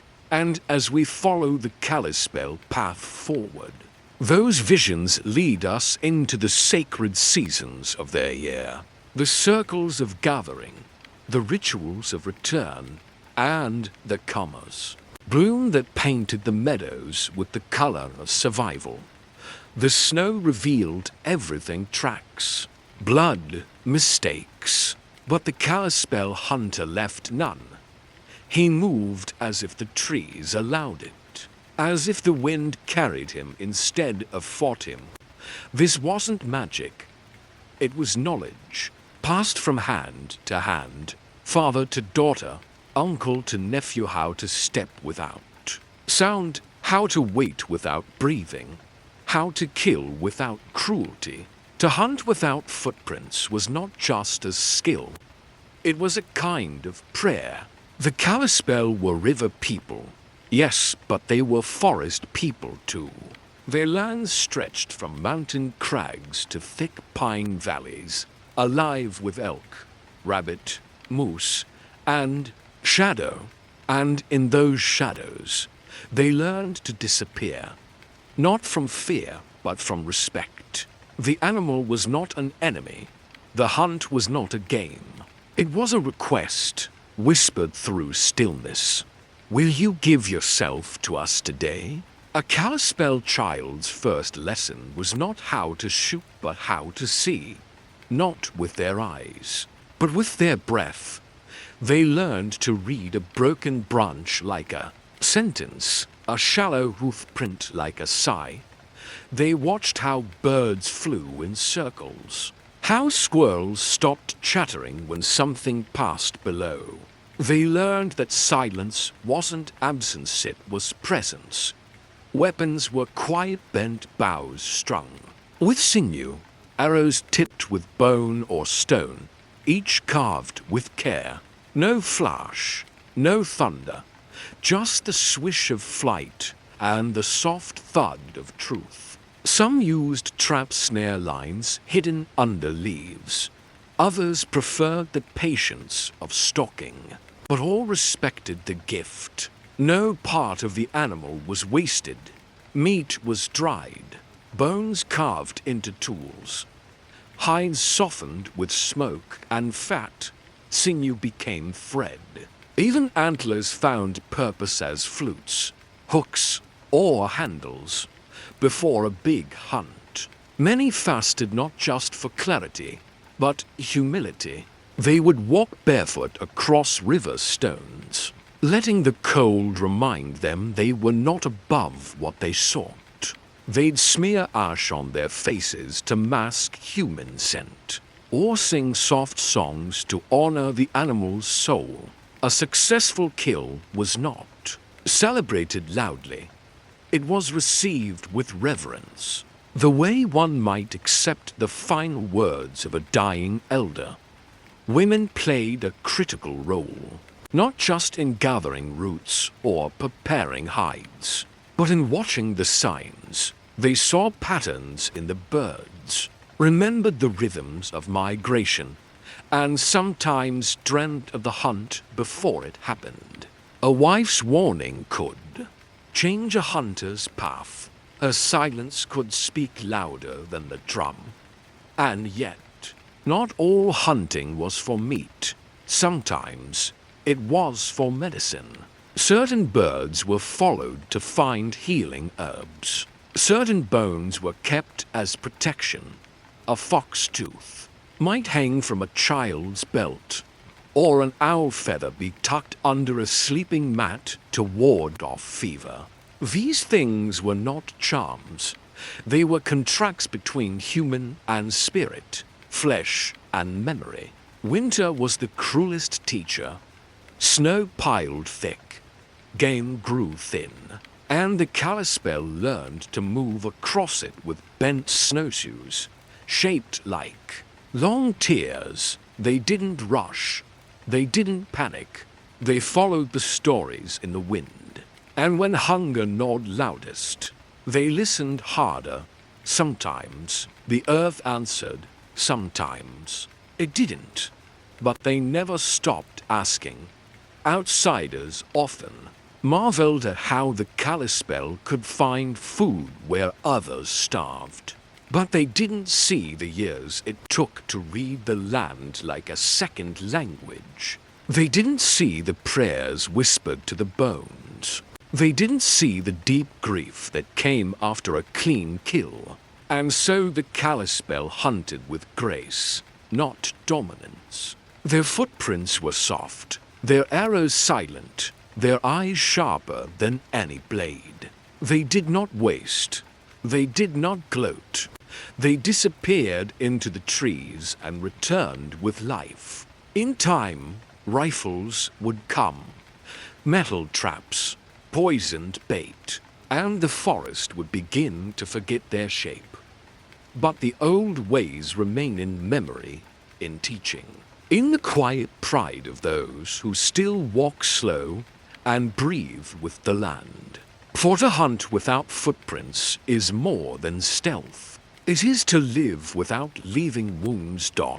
And now, we leave the trees behind, just for a moment, and follow the Kalispel into the clearing, into the sacred meadows, where life wasn't hunted, but gathered, where purple blossoms signaled the return of something more delicate than deer, the commer's bloom, the root of survival, before the treaties, before the broken schools and the fences, before even the first paper signed in ink that meant nothing to the people. It was the salmon who died first, not all at once, not in flames or screams, but in silence, in nets, in dams, in a river that no longer listened.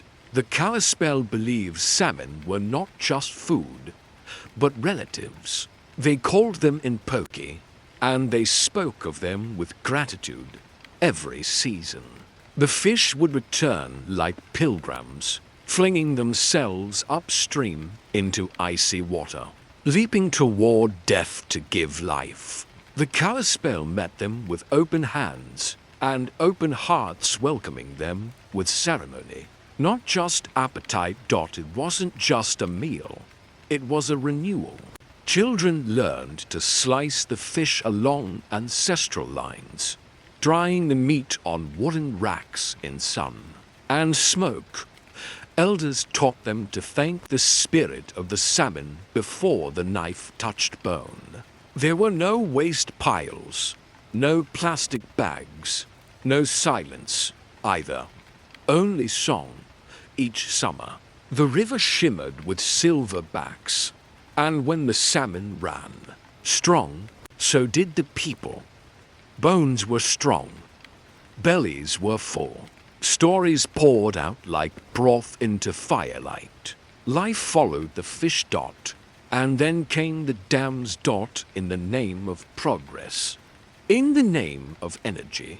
Great concrete walls were built across sacred waters.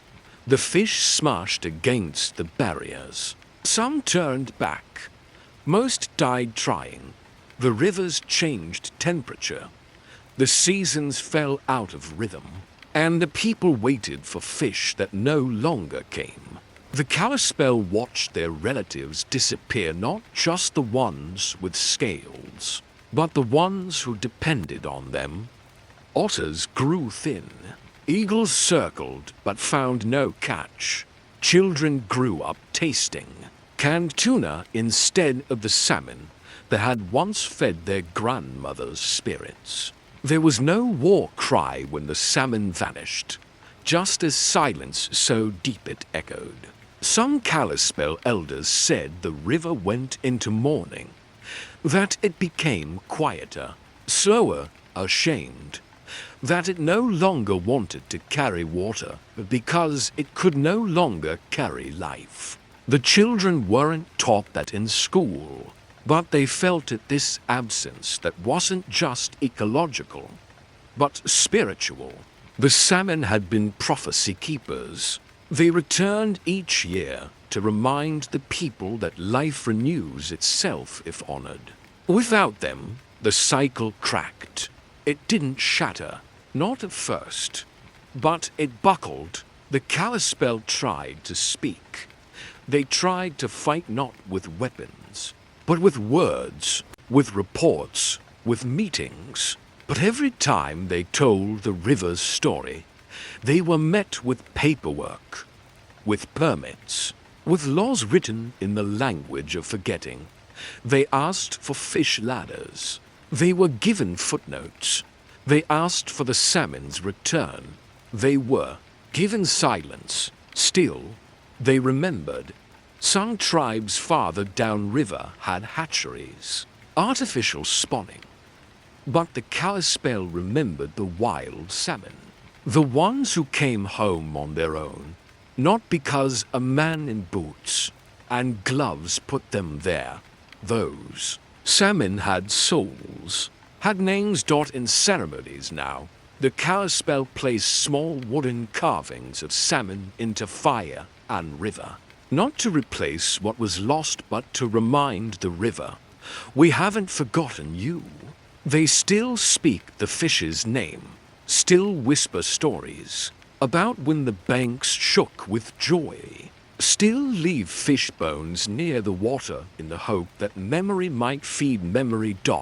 And yet, they are not only mourning, they are rebuilding, slowly, stubbornly, SACREDLY. In the cool corners of the forest. Young Kalispel learned to fish again, not with expectation, but with prayer. Some salmon have returned. A few, not many, but enough to show that not all things, once broken, stay broken. When the salmon died first, it was a warning that something deeper was being lost, that the relationship between the people and the water was fracturing. But the Kalispel did not let it end there. They learned to listen harder, to speak louder, to remember longer. And as they turned their eyes from the river's surface to the soil beneath their feet, they remembered another sacred lifeline hidden in the earth, waiting each year to rise. The commas, the root that bloomed blue like a promise. It started with a cross. Then came a map.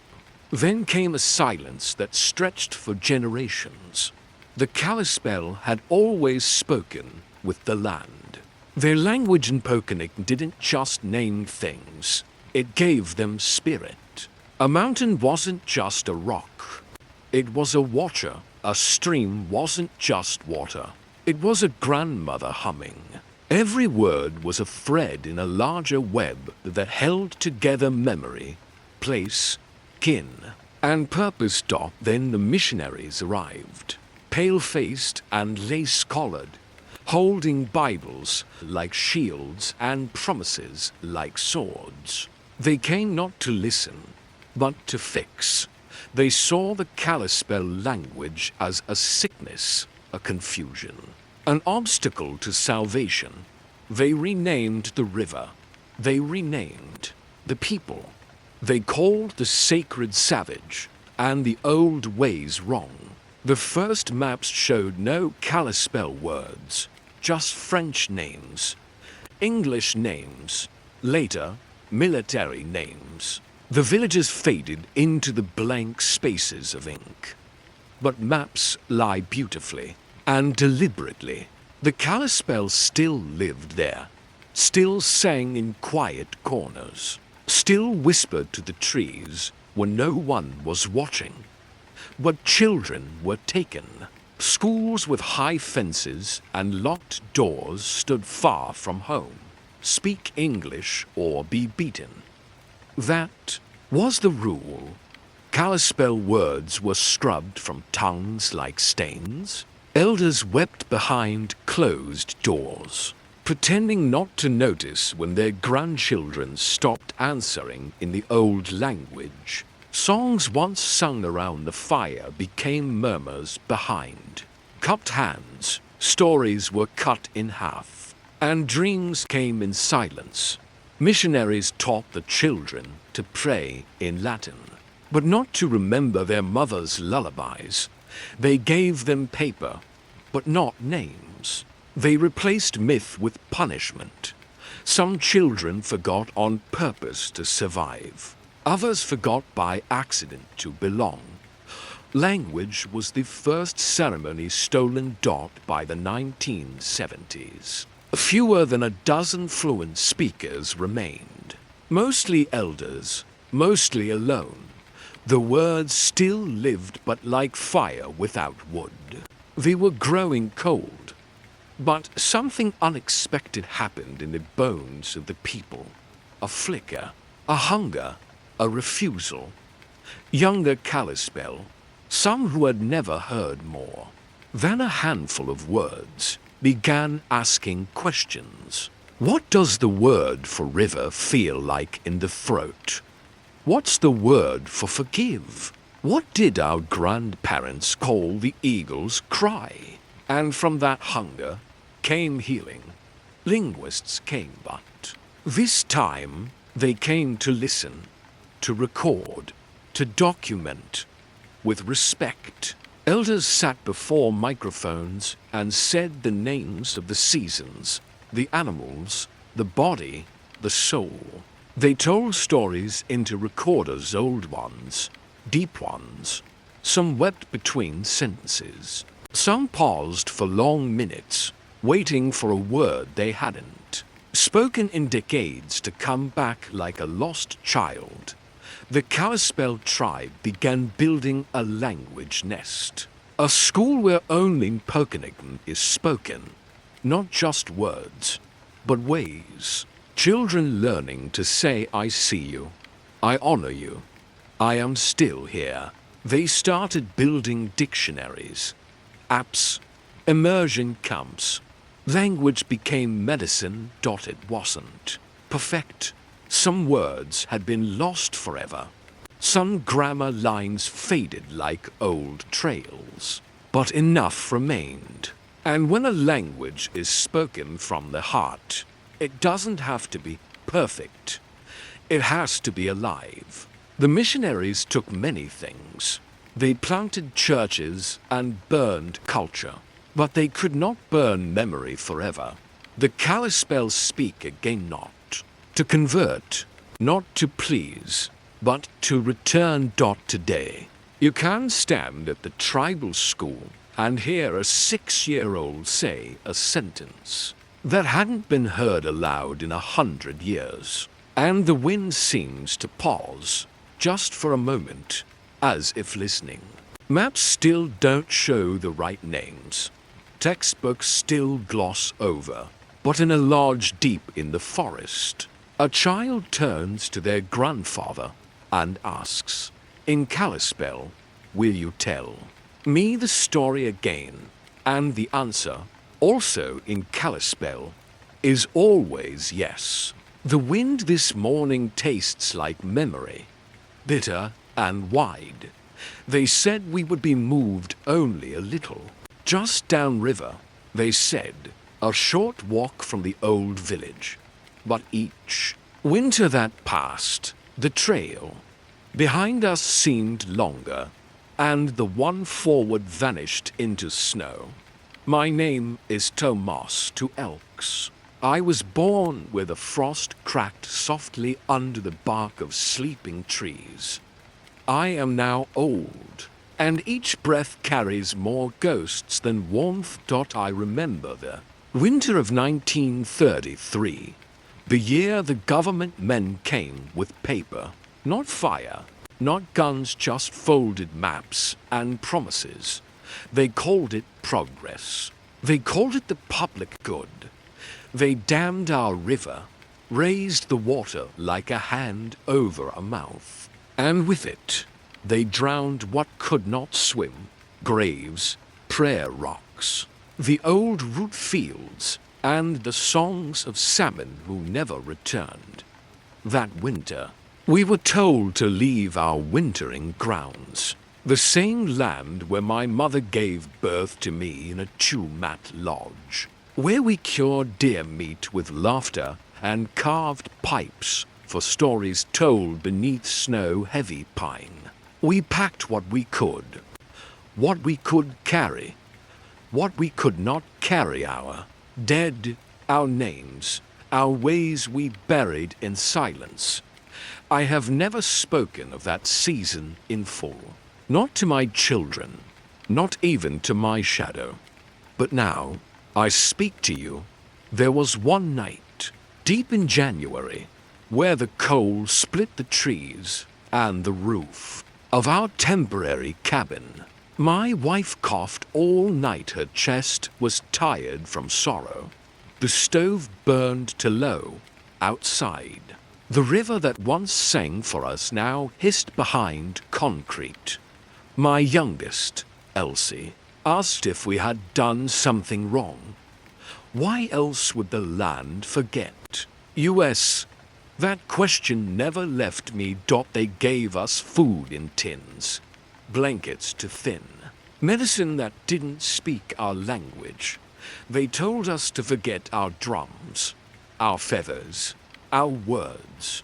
They told us to pray in English and bow our heads before a God who had never hunted with us, who had never kept us warm. Many obeyed just to survive. But even in silence, I held a seed of the old ways in my pocket. Some men drank to remember, others drank to forget. I drank only water and stared at the horizon, where the mountains still stood like memory unbroken. Years passed, and our children grew up between fences and shame. My son once asked me why he should learn the Kalispel. Words if they were not welcome in school. I told him, because they are welcome in the wind, in the fire, in the bones of your grandmother. He said nothing, but later I heard him whispering to the trees again. That was enough. Even as we were pushed into boxes, reservation housing with square corners and white walls, we carved our roundness back into the world. My wife wove a basket from old rope and painted it with river clay. My sisters sang lullabies in secret to the babies of other women, because their mothers had forgotten the tunes. My cousin mapped the stars on the ceiling with charcoal, so our children wouldn't forget who watched them at night. This is how we survived the hollow winters, with memory as flint, sorrow as kindling, and hope as the spark. Now I sit by the window of my grandson's home. He works for the tribe, now writes grants, runs programs. He speaks Kalispel better than I ever did. When I cough, he brings me tea brewed with pine and nettle, like my mother once did. When I sleep, I hear drums again, not far away, but near. Inside, I am old, the kind of old that feels the stories walking beside me. But I am not finished. To those listening now, know this: the snow will come. It always comes. But snow is not the end. Underneath it, seeds wait, and when the thaw comes and really you must plant what we've saved. You must remember us not as victims, but as tenders of fire, as keepers of the long story. You must carry this diary not in your hands, but in your breath. You must write the next chapters on ground we once called sacred. They called it progress. We called it suffocation on paper. For most tribes, war once meant arrows, ambushes, and blood in the snow. But for the Kalispel, the longest war was silent. No rifles, no raids, just desks, pens, and laws. And it nearly choked out everything we had left. It began slowly, like a fever in a child you don't notice until the night burns. First, our land was surveyed, sliced into rectangles by men who'd never walked its hills. Then came the words. Words like allotment, eminent domain, termination, polite violence. Clean signatures that carried deep scars. They told us we could not own what our ancestors had carried in their bodies and dreams for generations, not unless We proved it with papers, deeds, and their kind of maps. The Kalispel were pushed onto a fragment less than 5,000 acres of poor farmland near us. Washington. It was a shadow of the original lands that once stretched like breath along the penned Oral River and beyond. And even this place cold, rough, and forgotten by the world was not left untouched. For years, our voices weren't considered legal. We were a people without documents, without votes, without presence in the rooms where decisions were made. When the government built Box Canyon Dam in the 1950s, they didn't ask us. They just flooded what was left of our salmon runs and sacred places.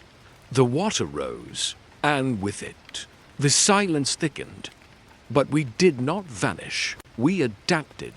The tribal elders began to teach the young how to fight with words instead of war clubs. We trained lawyers instead of warriors. We built offices instead of forts. And we began to speak back in their language, on their terms, in their courts. One of the most bitter fights was over our right to fish. For decades, our river had been dammed, poisoned, and stolen. The salmon were gone. So when Kalispel fishers were fined for trying to catch what was once their birthright, we didn't just pay. We filed lawsuits. We studied environmental law. We spoke of treaties never honored. In 1971. The Kalispel tribe was federally recognized. But even that victory came with thorns. Federal recognition did not mean respect. It meant red tape, funding battles, health services that came late or not at all, a seat at the table. But no voice unless shouted. The tribe opened a fish hatchery, not because it would solve the damage, but because it was the only legal way to bring the salmon back.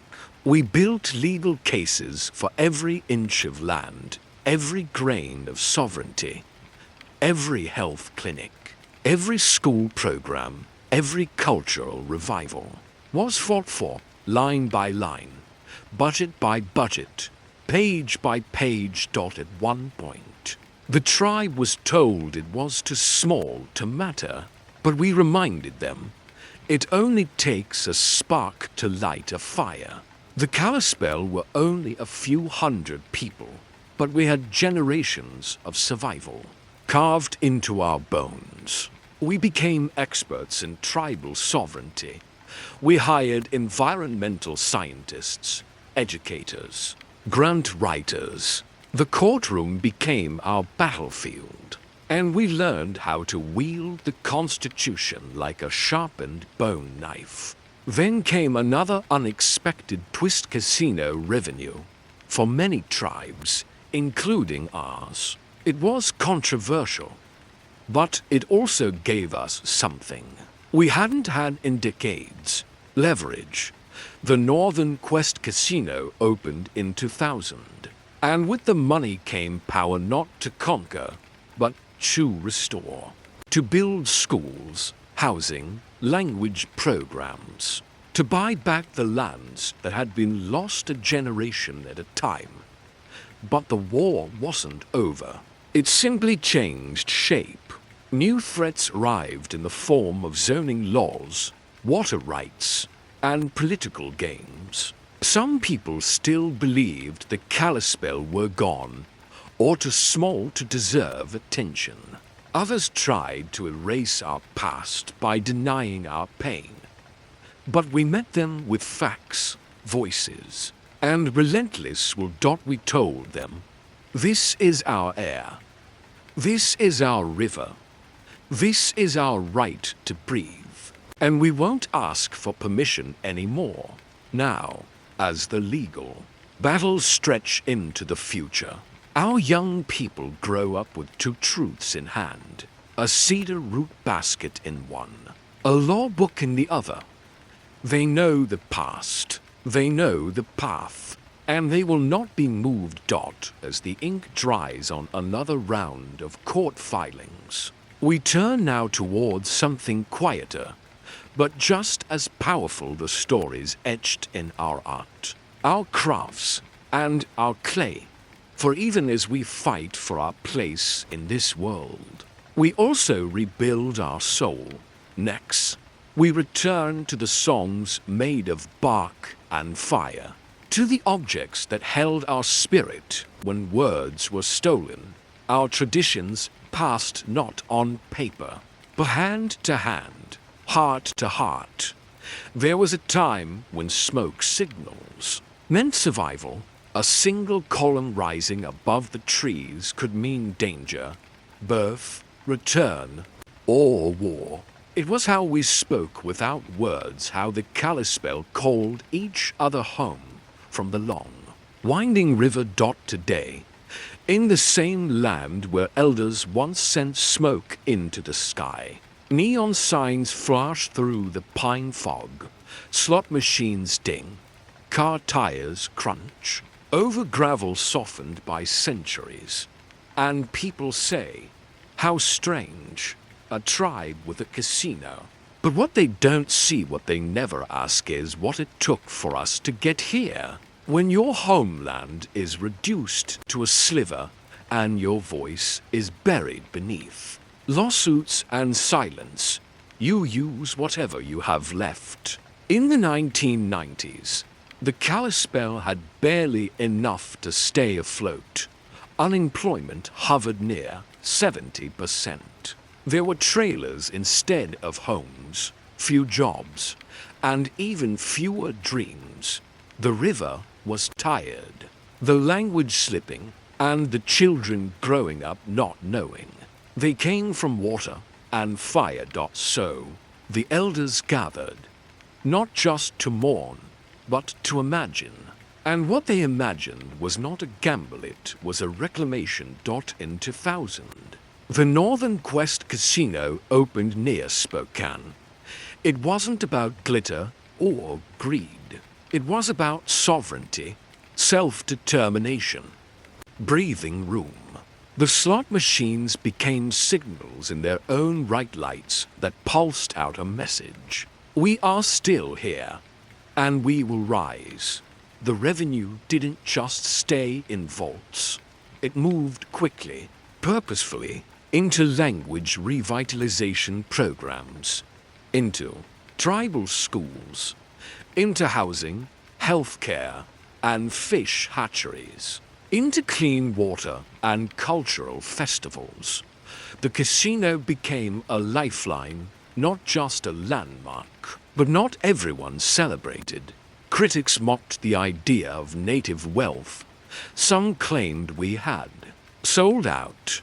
Others said the Kalispel were too small to run a successful casino.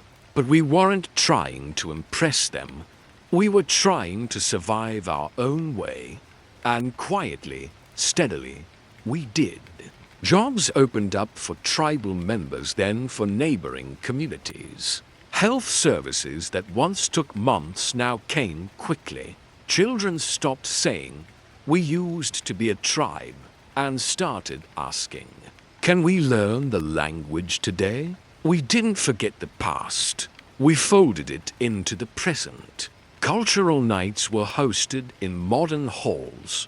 Storytellers sat beneath chandeliers, reminding us of the old dances, the bone games, the dreams that walked onto legs. The smoke signals had simply changed form. But this kind of success brought a strange new pressure, visibility. For so long, the Kalispel were hidden in the trees, overlooked by headlines. Now, eyes turned toward us, not always kindly. There were court battles over land, over expansion, over the right to build and breathe.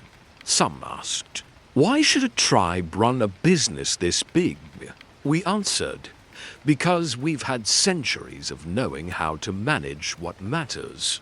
We knew how to share, how to balance, how to invest without forgetting our heartbeat. Every dollar earned became a way to restore something stolen: a language class, a canoe trip, a tiny moccasin for a newborn whose name still carries the echo of the river. The Northern Quest Casino today is more than a building. It is a symbol, a kind of modern smoke signal sent to every native kid who was ever told their people were gone. It says, we are still speaking, still dreaming, still fighting with everything we've got. Yet, it's not the end of the story. Slot machines can't replace sacred fires. Wealth can't undo the boarding schools, the treaties torn in half, the voices lost. What the casino gave us was time, space, the rare chance to think beyond survival. And now, we use that breath to look backward and forward at once. Because, for the Kalispel, success is not just in flashing lights. It's in the circle of community, of language, of ceremony. And the circle turns again, toward something deeper, beyond the sound of jackpots, beyond the walls of the casino. The forest still waits, the river still speaks, and in the hands of our artists, our elders, and our children, something ancient stirs. Next, we return to those hands, to the beads, the baskets, the bentwood drums, to the traditions that outlived colonization, bureaucracy, and silence, to the fingers that carry stories no court can erase. We go to the place where culture becomes breath again, before the sun climbs over the ridges of eastern Washington, before the eagle stirs or the deer uncurl. The fog comes, soft as breath, thick as memory. It weaves through the trees, slides across the valley, and lingers at the river's edge like an old friend waiting to be remembered. The Kalispel people have always known this fog not as weather, but as witness, a living thing, a keeper of secrets. There were once storytellers who claimed the fog was the breath of the ancestors, risen from the earth to walk among us unseen. When it blanketed the Kalma's fields or pressed against the cedar lodges, the people would lower their voices, not out of fear, but respect, because in those hours of whitened silence, you could feel the presence of something older than time. And if you listened carefully, they said, the fog would speak back. The Kalispel are a people of quiet observation. They didn't shout their truths, they carved them into wood, wove them into baskets, buried them beneath moss and stone. Language was more than words. It was rhythm, gesture, a tilt of the head. A story told in the way someone moved through a forest trail. Their old dialect interior Salish was filled with sounds that mimicked nature itself. The rustle of wind, the click of bone, the hush of fog wrapping around a canoe. But time wore heavy boots. Boarding schools, Bibles, bureaucracy. One by one, the old speakers fell silent, some by force, some by forgetting. And by the late 20th century, the language that once echoed across the Penn-Oral Valley had become an ember in the throat of a few aging elders. Still, it never died, because language, like fog, has a way of returning when the air grows still. In recent years, Kalispel linguists and cultural leaders began piecing it back together word by word, phrase by phrase, audio, recordings from elders who had passed, old word lists scribbled by missionaries, dreams remembered from childhood.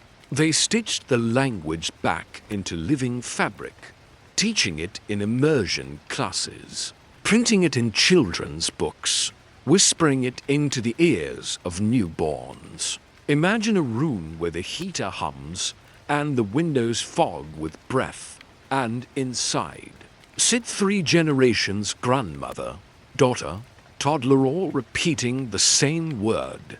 S-exute, fog, a word once nearly gone, now reborn, spoken not just as a noun, but as a prayer.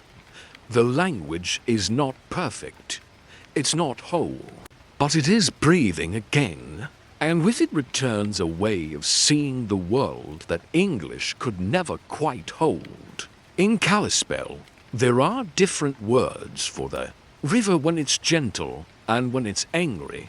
There are verbs for watching animals with reverence, phrases for the kind of love that exists only between an elder and the land they never left. To speak Kalispel is to walk differently, to notice more, to name what others forget. Revival isn't loud. It isn't celebrated on billboards or televised in English. It's in a father teaching his son the word for fishhook, a young woman greeting the morning fog with an old song her great-grandmother once hummed while skinning a deer. It's in a teacher correcting a mispronounced syllable not out of scorn, but pride.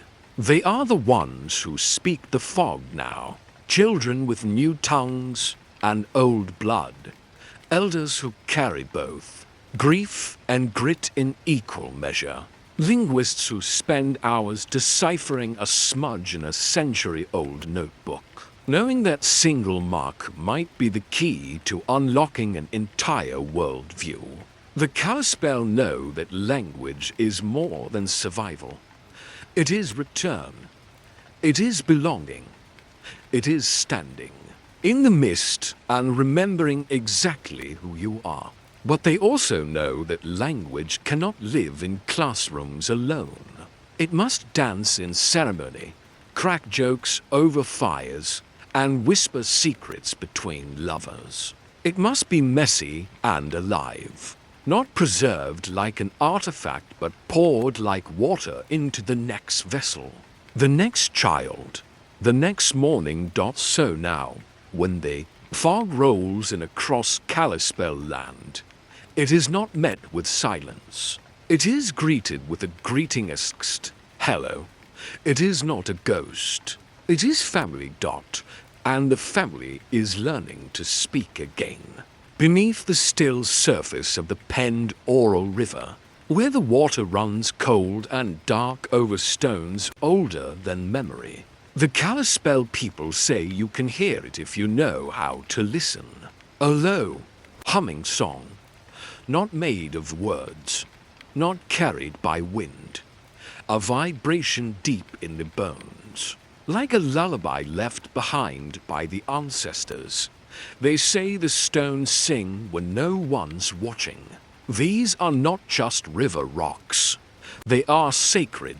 Once, elders would lift them from the shallows with prayer-stained hands and place them near fires to whisper to the young. Each stone carried a voice, a story etched not with ink, but with water, time, and touch. Some stones had names. Some were only touched by women. Some were only held during vision quests. They were never taken without permission. You had to listen first. Always listen. The Kalispel people believed everything had a song. Not just people, not just animals, but trees, water, bones, and even silence. A hunter did not just track a deer, he followed its rhythm. A mother did not merely sing to her baby, she passed on the melody of the land. Songs weren't entertainment, they were survival. They told you when to plant, when to fast, when to weep, and when to run. But it wasn't just the living who sang. The dead had their own voices too.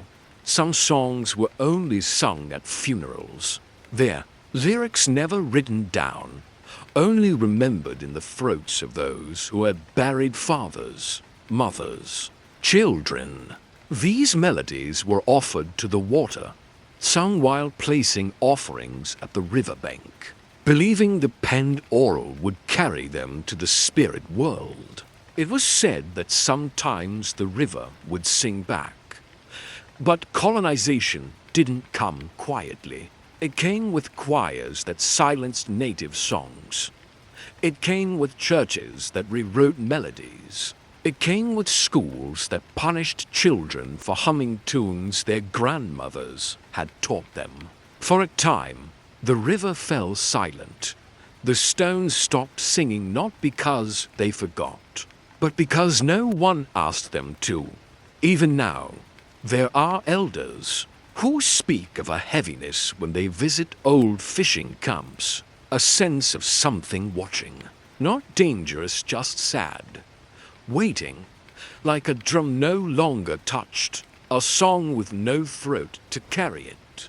And yet some songs survived, hidden in cedar boxes, hummed beneath breath, whistled into wind, passed between cousins at night when the missionaries slept.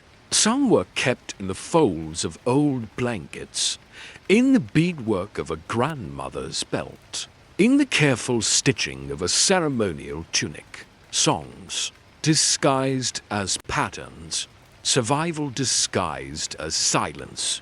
Today, in the heart of the Kalispel Reservation, those songs are returning. At ceremonies, at gatherings, at sunrise over the valley, drums once banished are now lifted high. Young men sing beside old ones, not perfectly, but with pride. Girls learn hand movements to dances that once told the seasons when to turn. Children close their eyes and echo back the sounds of the river, not the river they see now, but the one remembered through generations. One of the most powerful ceremonies is the water song, an offering of gratitude and apology to the penned oral. It is sung while standing barefoot in the current, not to ask for something, but to give thanks. Thanks for the fish, the stories, the cold that taught them endurance. The river listens, they say, and sometimes it sings back. What makes these songs sacred isn't their beauty, it's their endurance. Every syllable, every beat, every pause carries the weight of. Saint isn't behind them, it walks beside them. Every prayer, every drumbeat, every decision for the future is shaped by the weight and wisdom of what came before. This is how they survive. This is how they remember forward. For many tribes, survival has meant silence, adapting, blending in. For the Kalispel, survival meant holding on with both hands to language, to story, to place, against treaties that betrayed them, against boarding schools that silenced them, against a system that labeled them extinct on paper while their hearts still beat. Today, they stand not as victims, but as witnesses, witnesses to a people who refused to vanish, who chose not just to remember, but to evolve. This chapter is not about grief. It's about fire, not just the fire of ceremony, but of persistence. Because in the face of centuries of erasure, the Kalispel nation has chosen to expand not in anger, but in spirit. They've built schools where Kalispel children learn not just math and reading, but their original songs and their own names spoken properly. They've revived language programs, even though fluent speakers are few. And every word saved feels like pulling a sacred artifact from a sinking ship. Still, they pull. Still, they teach economic strength has arrived in unexpected forms. A casino sits on tribal land not as a symbol of defeat, but of sovereignty. The revenue funds healthcare, housing, education, and cultural revitalization. Every dollar spent there strengthens a people told by history books that they were long gone. But they are not gone.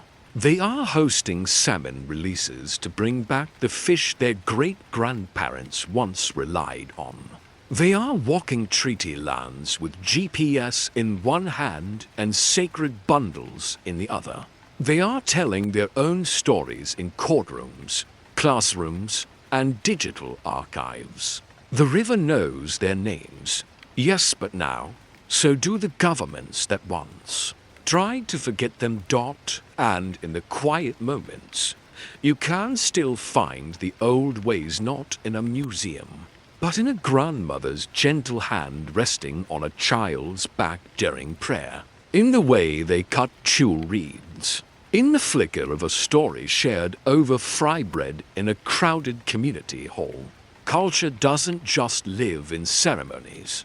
It lives in small, stubborn acts of everyday resistance. This chapter doesn't end with a final battle or a graveyard.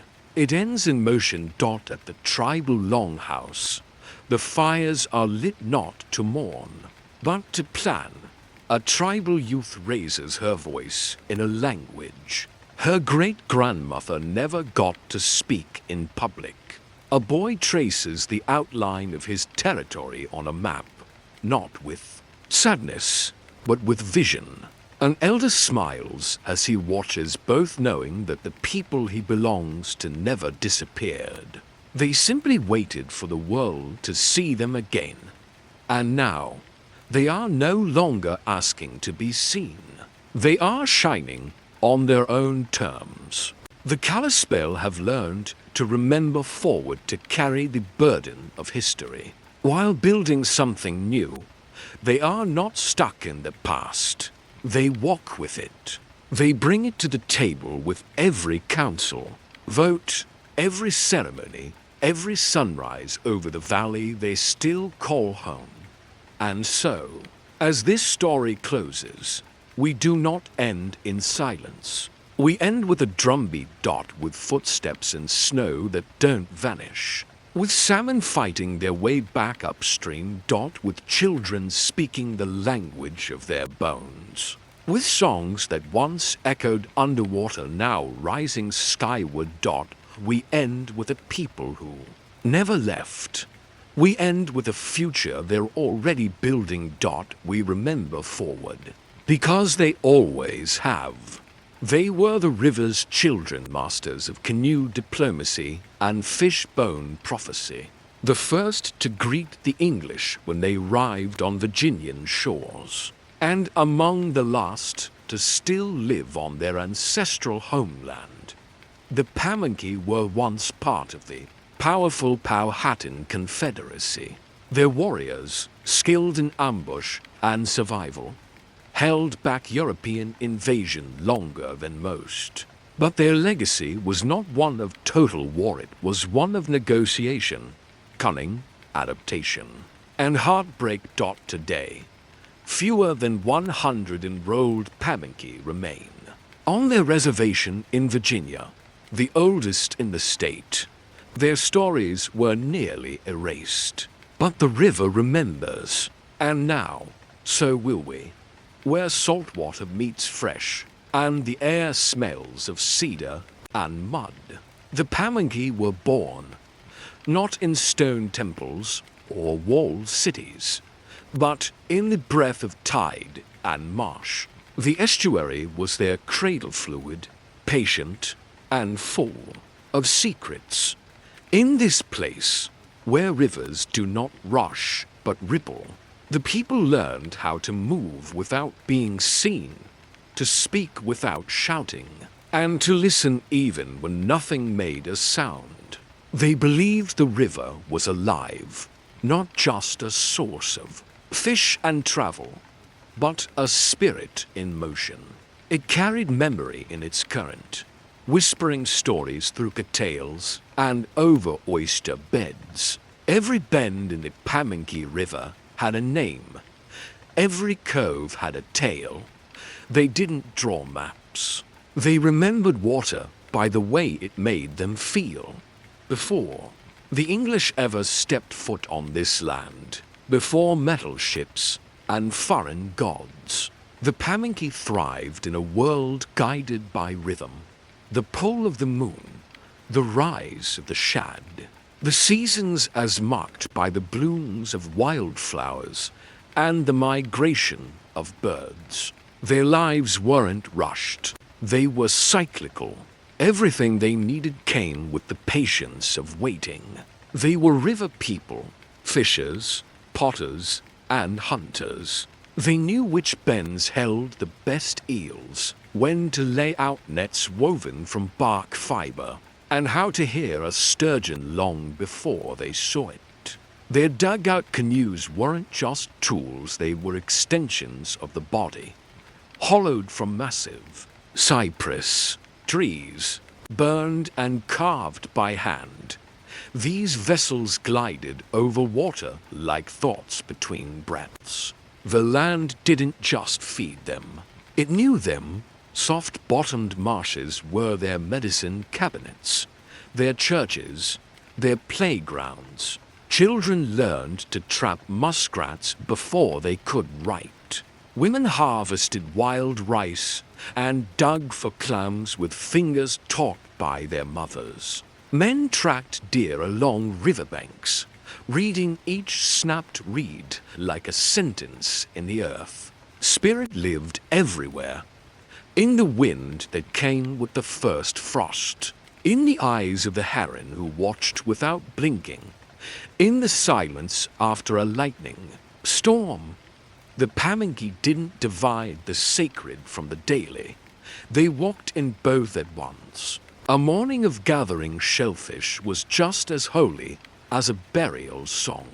Their stories say they came from the waters that long ago the first Pamunkey rose out of the mist, born of reeds and moonlight, and when they die, it is said their spirits return to the same river, carried back to the place where sky and tide still meet. They had no single chief in the earliest days. Power moved like the water earned, not seized. Decisions were made in council houses, woven from reeds, beneath, roofs thatched with memories. Elders carried knowledge in calloused hands. Women held land and lineage. Children were shaped by listening more than by speaking. Unlike many inland tribes, their world was not framed by stone or fire, but by tide and silt. They were not hardened by desert winds or icy mountain storms. They were shaped by fog, by stillness, by observation. In a world that moves slowly, they became experts in noticing what others missed. It's easy now to overlook this kind of beginning, to call it simple or quiet. But simplicity is not weakness, and silence is not emptiness. The Pamunkey knew how to exist in balance, giving as much as they took, worshipping the land by living lightly on it. And even as the world changed around them, first subtly, then suddenly this river-woven origin remained. It sank into their bones, their songs, their ceremonies, even today. When a child is born into the tribe, their elders say, "The river has given again." The story doesn't begin with war or ruin. It begins with stillness, with water reflecting sky, with footsteps pressed into damp earth, and hands pulling fish from woven nets. This is where their strength comes from, not from steel or walls, but from knowing the shape of things that bend but do not break. In the mornings, mist still, drapes the riverbanks like a memory. If you listen closely, you might hear the paddles sliding through water, the low hum of voices reciting names only the river understands. And in this beginning, we find their essence, a people born not from fire or conquest, but from patience, presence, and place.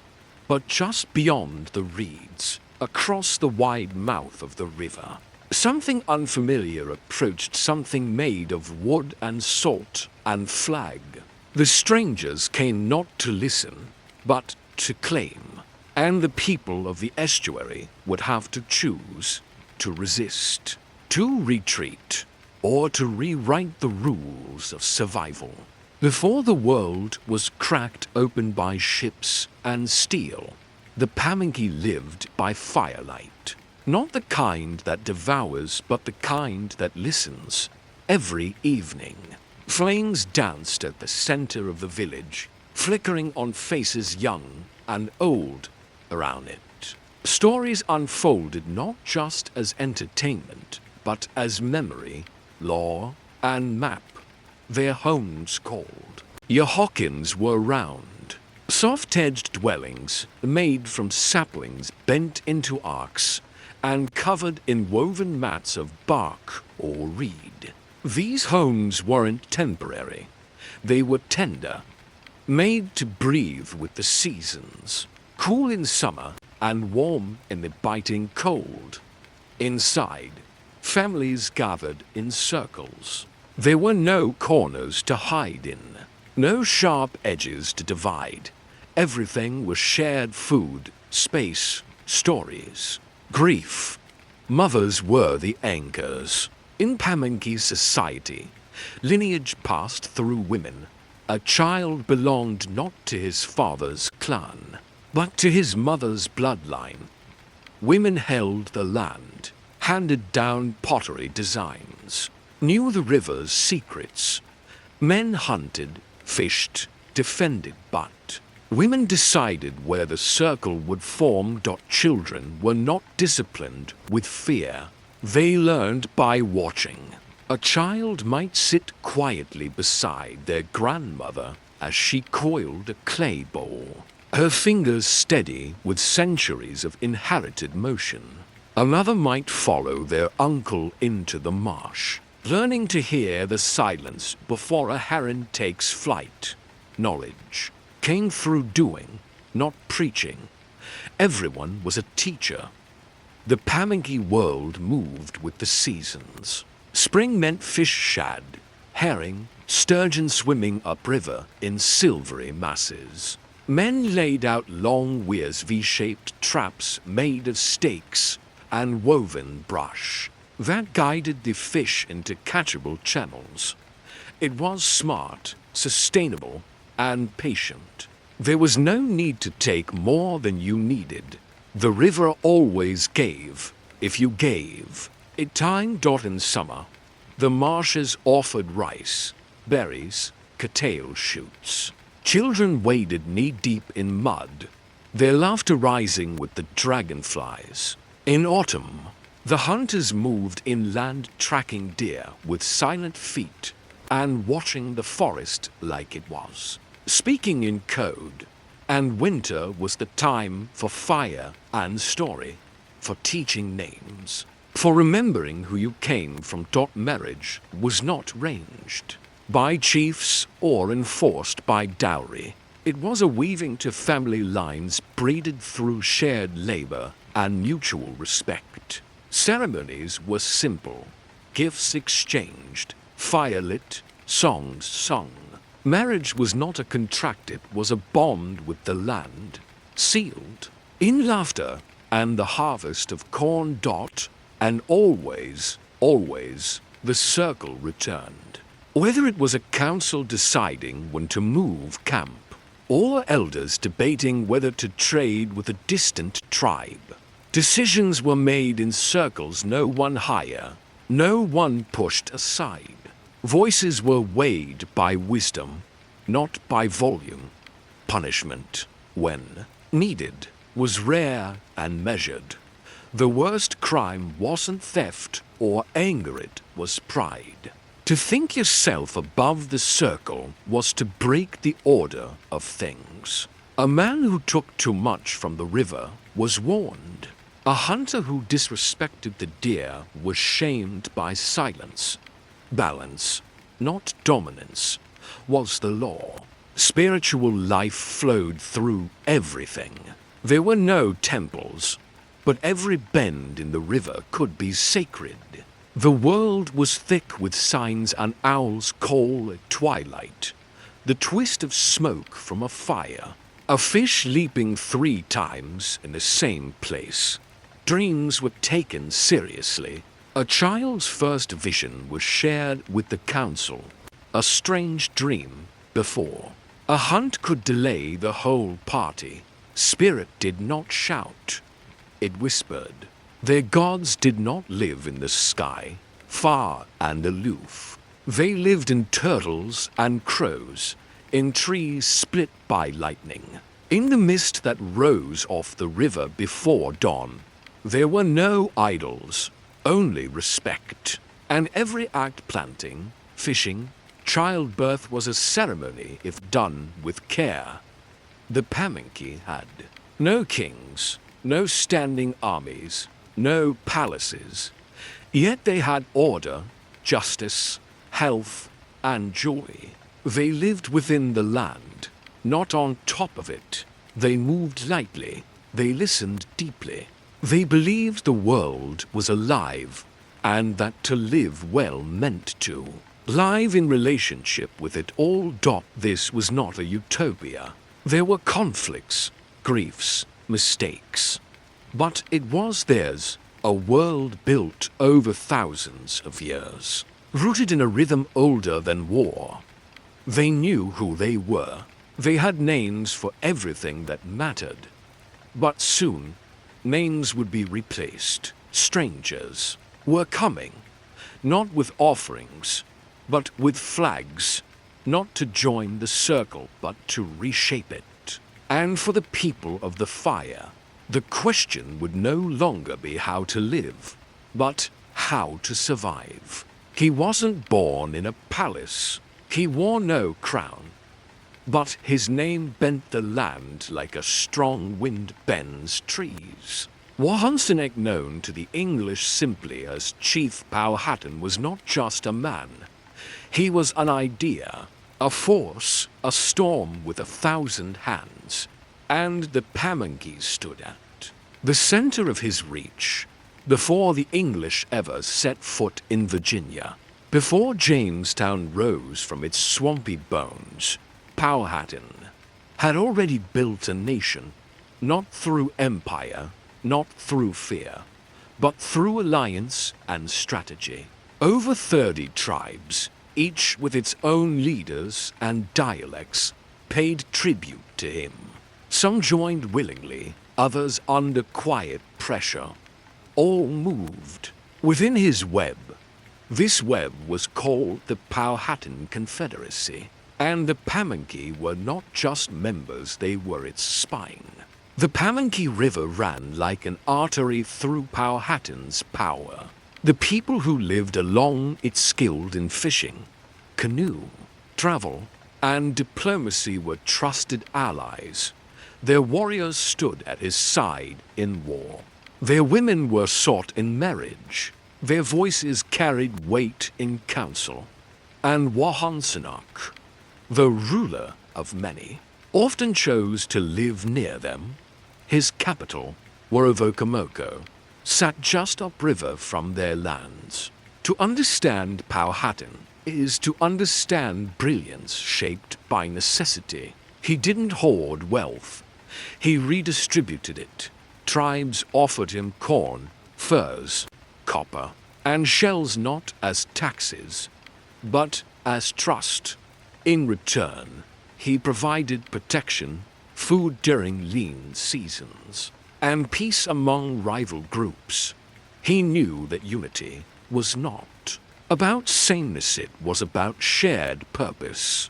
And in the forests and rivers of Tidewater, Virginia, his purpose was clear: survival, sovereignty, and stability. He expanded through diplomacy first. If a village resisted, he didn't always send warriors. Sometimes he sent daughters. Marriage was a political tool used not to weaken, but to connect. Bloodlines became bridges, and the Pamunkey, being among his closest allies, had his ear and his confidence. The image of Powhatan as a primitive chief painted by colonial writers is false, born from ignorance and fear.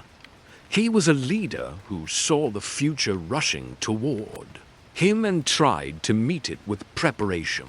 When word first reached him that strange men had arrived in floating houses, he didn't panic. He watched. He sent emissaries. He tested them. And so did the Pamunkey for months after the English landed in 1607. No blood was spilled. Instead, there was quiet tension. The Pamunkey helped negotiate the first encounters. They brought food to the starving colonists. They traded cautiously. They warned subtly when the colonists overstepped. But they never bowed. And when the warning wasn't enough, Powhatan acted. In 1608, John Smith and a small group of men were taken captive by Opechancanough, Powhatan's brother, and a warrior feared and revered. He was Pamunkey by blood, and known for his intelligence and cold resolve. Smith would later claim that Pocahontas saved his life in a dramatic act of defiance. But the real truth is more complex. The entire event was a staged demonstration of mercy and dominance. Powhatan wasn't trying to kill John Smith. He was showing him how easily he could. The English didn't understand this kind of power. To them, strength came from fortresses and flags. To Powhatan, it came from knowing when not to strike, from understanding timing, influence, and fear. And in this, he was a master. But even masters can be undone by arrogance not their own, but that of others. The English didn't want alliance. They wanted land, and what they couldn't gain through trade, they took through lies and lead. Powhatan resisted. So did the Pamunkey, but they were not facing equals. They were facing men who didn't see them as human. As years passed, Powhatan's power began to fade, not because he was weak, but because the tide had shifted. More ships arrived. More settlers built fences. More guns were raised. The circle was broken. The trust was shattered.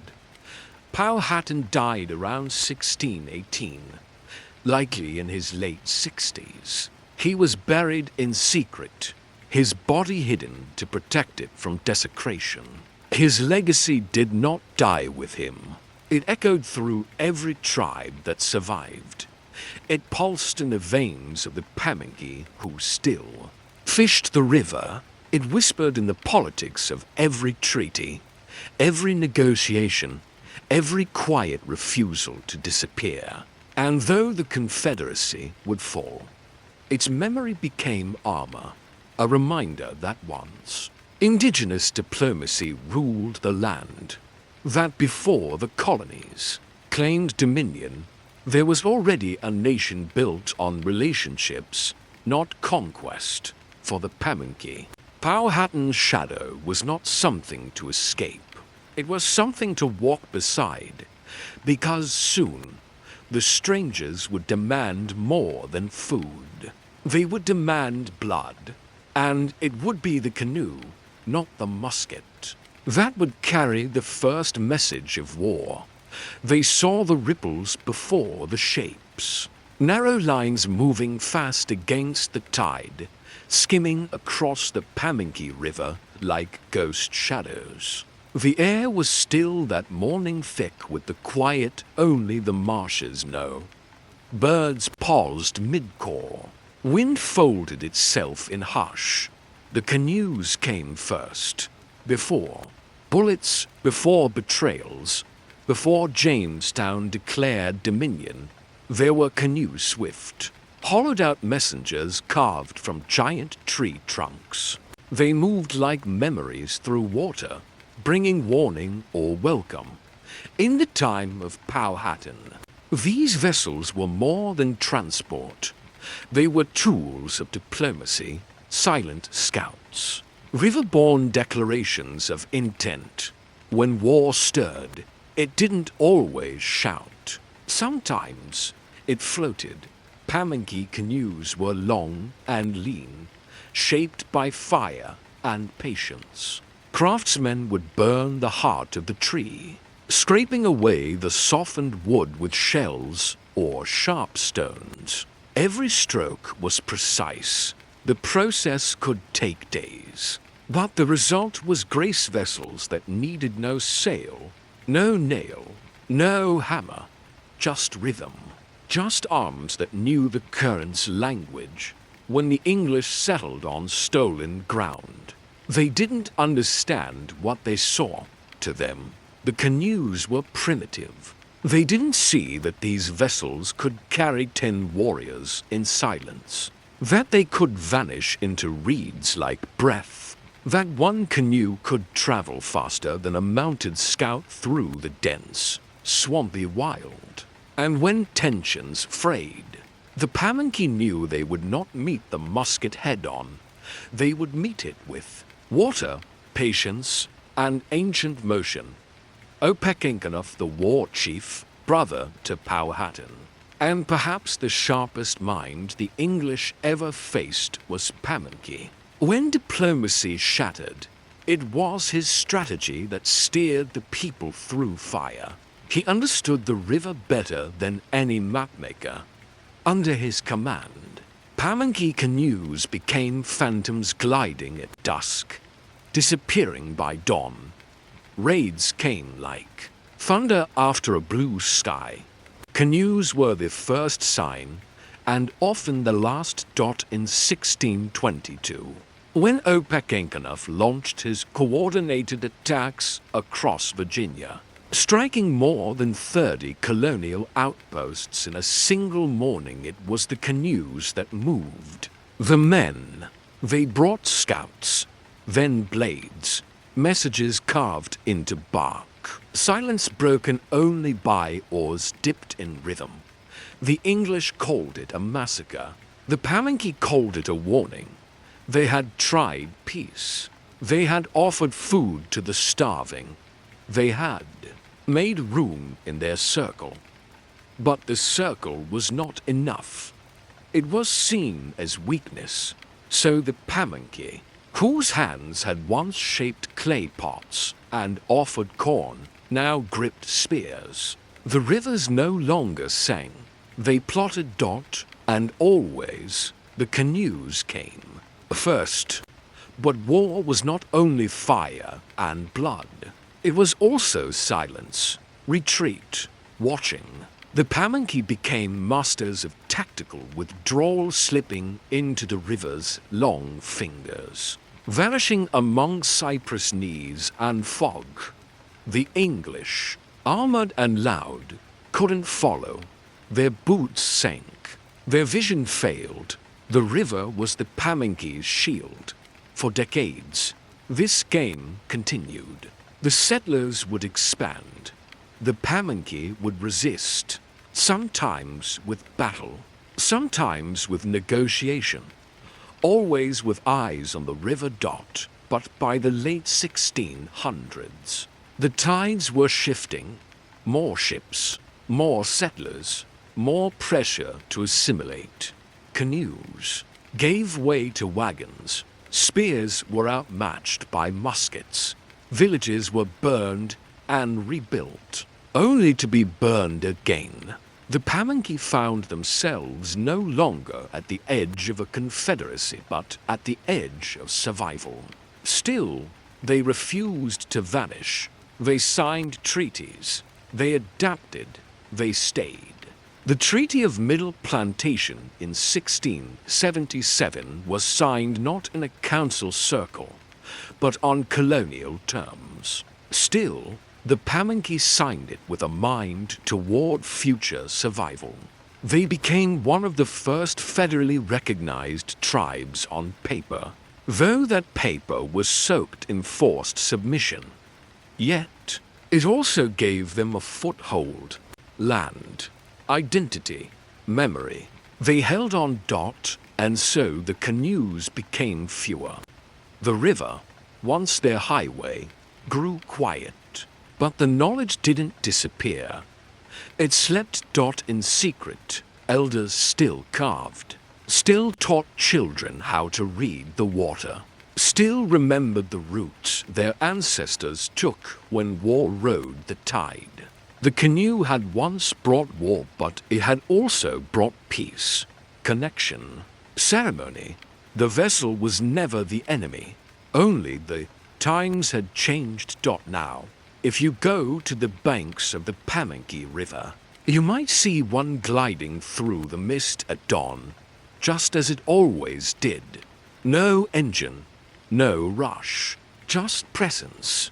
A whisper from a time when the water carried power, and the canoe was the first sentence in a story of resistance. The paper looked clean, ink drawn in careful loops, signatures placed like handshakes, one from a king across the sea, the other from leaders whose names echoed through the trees. But what's a promise written on paper when the earth beneath it is already claimed? What's a treaty when one side holds fire and the other holds trust? The Pamunkey knew treaties well. They had signed one in 1646, after years of warfare and resistance. Then another, more famous one. In 1677, the Treaty of Middle Plantation. It was supposed to bring peace, to protect what land remained, to grant the Pamunkey their own territory, hunting rights, and sovereignty under the English crown. The Queen of the Pamunkey, Cockakeesk, stood among other tribal leaders that day, a woman sharp as river reeds and proud as an eagle. Her signature was a symbol of reluctant hope. But treaties, to the colonists, were not sacred. They were pause buttons. Think wasn't dry before the boundaries blurred. Surveyors crept past the lines. Settlers built fences where none should exist. The promises weren't broken in one great fire. They were chipped away, tree by tree, acre by acre, excuse by excuse. And every time the Pamunkey raised their voice, they were told to be grateful. They had land, didn't. They had recognition on paper. But the river saw differently. It watched as the protected hunting grounds disappeared into private farms. It watched as towns crept up like mold on the map. It watched as the Pamunkey were pushed closer and closer to the riverbanks, their territory shrinking while the treaty sat in some drawer in Williamsburg, collecting dust and silence. When colonists went back on their word, they didn't burn the treaty. They simply rewrote it quietly. Laws passed in backrooms, definitions twisted. 1 year, a protected forest; the next, a taxable field. Promises drowned not in fire, but in paperwork. The Pamunkey, who had upheld their end, paid their tributes, kept the peace, were left holding ghost documents, and still they stayed. Because leaving would have meant erasing themselves. So they held their ground, even as the world around them changed its name. In the 1800s, after the United States replaced British rule, The Pamunkey were promised again that their treaty rights would be honored. The Constitution said treaties were the supreme law of the land. But those words, too, were treated like feathers in the wind. Fancy when spoken, meaningless when needed. State governments stepped in with new rules, racial reclassification laws, marriage bans, voting restrictions. The Pamunkey were labeled colored by the state of Virginia not because they changed, but because the state refused to believe native people still existed. Being Pamunkey was no longer a legal identity, it was treated like a myth. And yet, they endured. They endured when their children were denied entry into white schools. They endured when their land was taxed illegally, their history questioned, their tribal status mocked. They endured when their church was burned, when their fishing rights were attacked, when their neighbors forgot who they were. But the river never forgot. The people still came to it, still held ceremonies by its edge, still passed down their history, not through books, but through voice, through memory. The treaties may have burned, but the story stayed lit. In the 20th century, the Pamunkey kept their tribal government intact. Even without federal recognition, they continued their traditional fishing practices. They ran their own schoolhouse. Their chiefs were still elected. Their council still met. And every year, they honored the ancient tribute presenting deer and fish to the Virginia governor, just as their ancestors had for over 300 years. It wasn't submission. It was remembrance, a living protest. Then, in 2015, after decades of legal battles and bureaucratic indifference, the United States officially granted the Pamunkey federal recognition. They were the first tribe in Virginia to receive it. A victory, yes, but not. A gift. It had been earned through generations of paperwork, pain, and relentless patience. But even now, recognition is not enough. The treaties remain mostly symbolic. The land base is still small. Economic opportunities are limited. And the scars of erasure of burned treaties and drowned promises still linger in every conversation about identity, belonging, and justice. Still, the Pamunkey rise because they never depended on the paper. They depended on each other, on the river, on memory. Because while treaties may burn and promises may drown, they called her queen, though she never wore a crown. No gilded throne, no silken robe, only the weight of a nation draped across her shoulders. She stood where her husband had fallen, a widow in a world collapsing under colonial boots. And yet, she did not bow. Cockakeesk stood straight, and history bent around her. It was the spring of 1676. The fires of Bacon's rebellion were just beginning to smolder. Colonists, restless and angry, wanted war not with the crown, but with the tribes, any tribes, all tribes. The lines between friend and enemy blurred in their hunger for land and dominance. And in the midst of this chaos stood a woman who carried not just the fate of the Pamunkey, but the tattered remnants of Powhatan's fractured empire.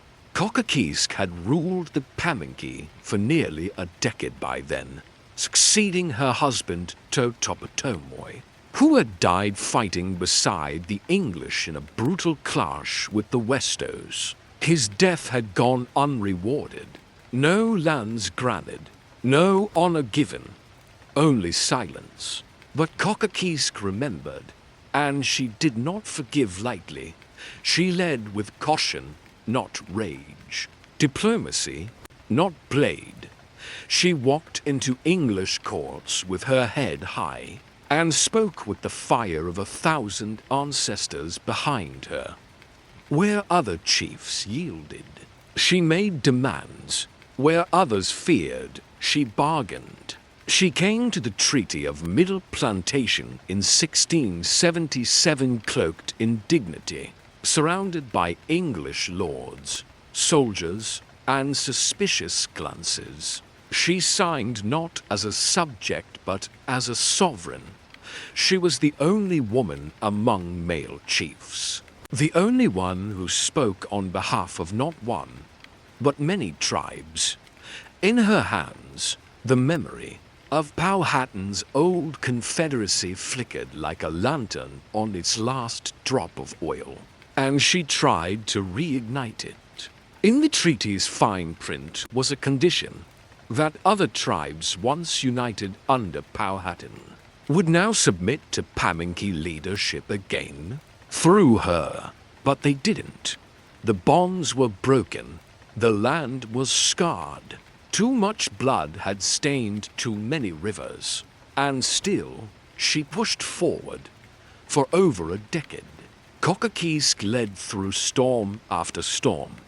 She negotiated tributes, managed relations, protected her people from violent expansion and internal revolt.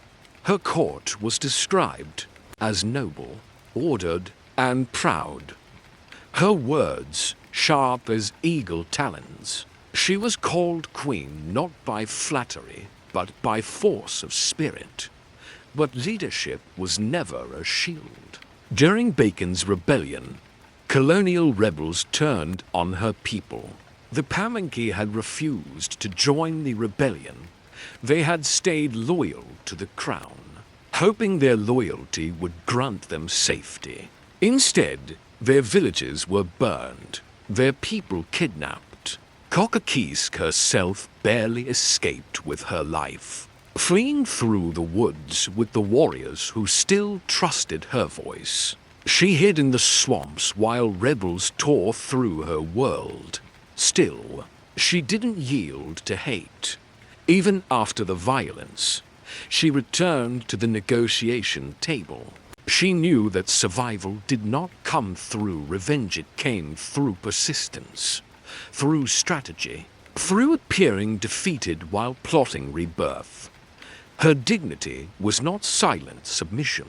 It was resistance in silk dot. There are stories that say she wore fine English clothing, that she learned their customs only to manipulate their ears. In truth, she spoke both languages fluently, not just English and Algonquian, but the language of power, patience, and calculated survival.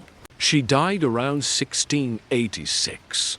No statue marks her grave. No monument declares her courage. But her name is still whispered among the Pamunkey, not just as a leader, as a symbol, a mother of sovereignty, the one who held the flame when the storm came. Because when the empire of Powhatan collapsed, she did not flee the ashes. She stood in them. She walked forward anyway. She made peace where others wanted war, and demanded dignity where others were given none. And that, in her time, was a revolution. Today, in the Pamunkey Museum, there is a tribute to her, small but steady. It shows the woman who governed with intelligence, balance, and unwavering vision. Her image is not of a warrior with a weapon, but of a leader with presence. She is proof that leadership does not always shout. Sometimes it survives in silence, in treaties signed with tired hands, in choices made under threat, in the refusal to vanish. The census taker's pen paused. The man standing before him claimed to be Pamunkey, but he didn't look Indian enough. His skin to light, his clothes to modern, his accent southern. not native. With a slight frown and a long sigh, the official scribbled something down. Not Indian, not Pamunkey. He wrote one word colored. And just like that, a people disappeared on paper. The Pamunkey never left. Not the land, not the river, not their stories. But to the state of Virginia, especially in the 19th and early 20th centuries, they were vanished. Not through war, not through forced relocation, but through the eraser of bureaucracy, the cruelty of paperwork, and a man named Walter Plecker. Plecker was Virginia's first registrar of vital statistics, and to him there was no such thing as an Indian east of the Mississippi, only Negroes trying to pass. He targeted tribes like the Pamunkey with fierce obsession. He changed birth certificates. He denied marriages. He reclassified tribal members by force. He declared them extinct. It wasn't just racist, it was surgical cultural erasure. And the damage went deeper than names on documents. When the state called you colored, it controlled everything: where you could live, where you could eat, who you could marry, whether your children could attend school. The Pamunkey were cut off from their rights not as a consequence of war, but of redefinition. Their identity was hollowed out from the inside, like a canoe scraped too thin to float, and still they remained on their small reservation along the Pamunkey River. The people kept speaking the names that the census ignored. They passed down river lore, fish traps, pottery shapes older than Jamestown. They held their own elections, buried their dead in Pamunkey ground, taught their children that who they were had nothing to do with what the state declared. But the world outside didn't always agree. Jobs were hard to get. Banks refused loans. Hospitals asked for a racial box to check, and none of the boxes told the truth. White people saw colored. Black people often saw separate. And the tribe itself began to fracture under the weight of generational confusion. What are you if the law says you're invisible? One elder later said, "We were made to feel like ghosts in our own country." This is what hollow survival looks like. No chains, no battles, just decades of being unrecognized, misnamed, mistrusted, survival that doesn't feel like living, but more like floating adrift in someone else's definition of reality. The Pamunkey weren't alone. Many tribes in the eastern United States suffered the same fate: paper genocide. But the Pamunkey were rare in one crucial way. They had never ceded their reservation, not in war, not in treaty, not in the age of Jim Crow. That sliver of land by the water became more than geography. It was legal proof of existence, and the tribe fought to keep it sacred. Every generation had to defend it, not with arrows, but with affidavits, court battles, genealogies, testimony after testimony proving the same thing over and over again. We are still here. It wasn't just about pride, it was about protection. Because in a country that refused to see them, federal recognition became everything. It wasn't a badge of honor. It was survival with teeth. It meant legal power, health programs, cultural grants, a seat at the table of history. And in 2015, after over a decade of paperwork, hearings, and scrutiny, the Pamunkey finally got what they should have always had: full federal recognition from the United States government. It was not a gift. It was a repair, partial, late, but vital. Recognition did not erase the pain. It did not rewrite the decades where families were torn apart by identity laws or children were sent to segregated schools. It did not change the photographs missing from archives, the names written wrong in history books. But it gave the Pamunkey something solid, a place to stand, a name that could not be crossed out with ink. Today, many still struggle with the past. Recognition brings questions. How do you reclaim culture when it's been labeled folklore? How do you heal from a wound you were told never existed? The answer lies in what survived not the hollow name, but the full heart beneath it.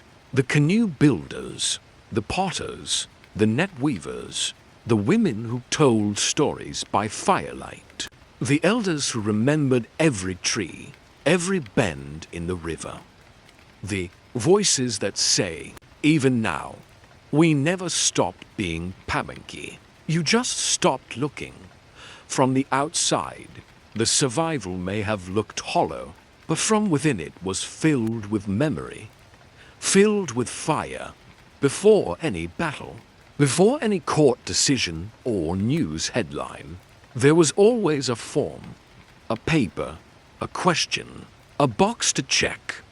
It asked, "What are you?" And for over a century, the Pamunkey were given only to choices neither of which held the truth. If they wrote Indian, the clerk would cross it out if they insisted.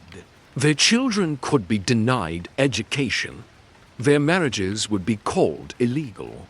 Their name Pamunkey was not a race, not a category, not a choice. It was a ghost. This chapter of Pamunkey history wasn't marked by bloodshed, but by ink. It wasn't a war of rifles, but of records. It was a battle to be recognized as real, not just in spirit, not just in memory, but on the ledgers that governed American life. The kind of recognition that couldn't be argued in a courtroom or erased by a bureaucrat's pen. This erasure was not accidental. It was built into the system. In early 20th century Virginia, racial identity was weaponized by the state to erase native presence.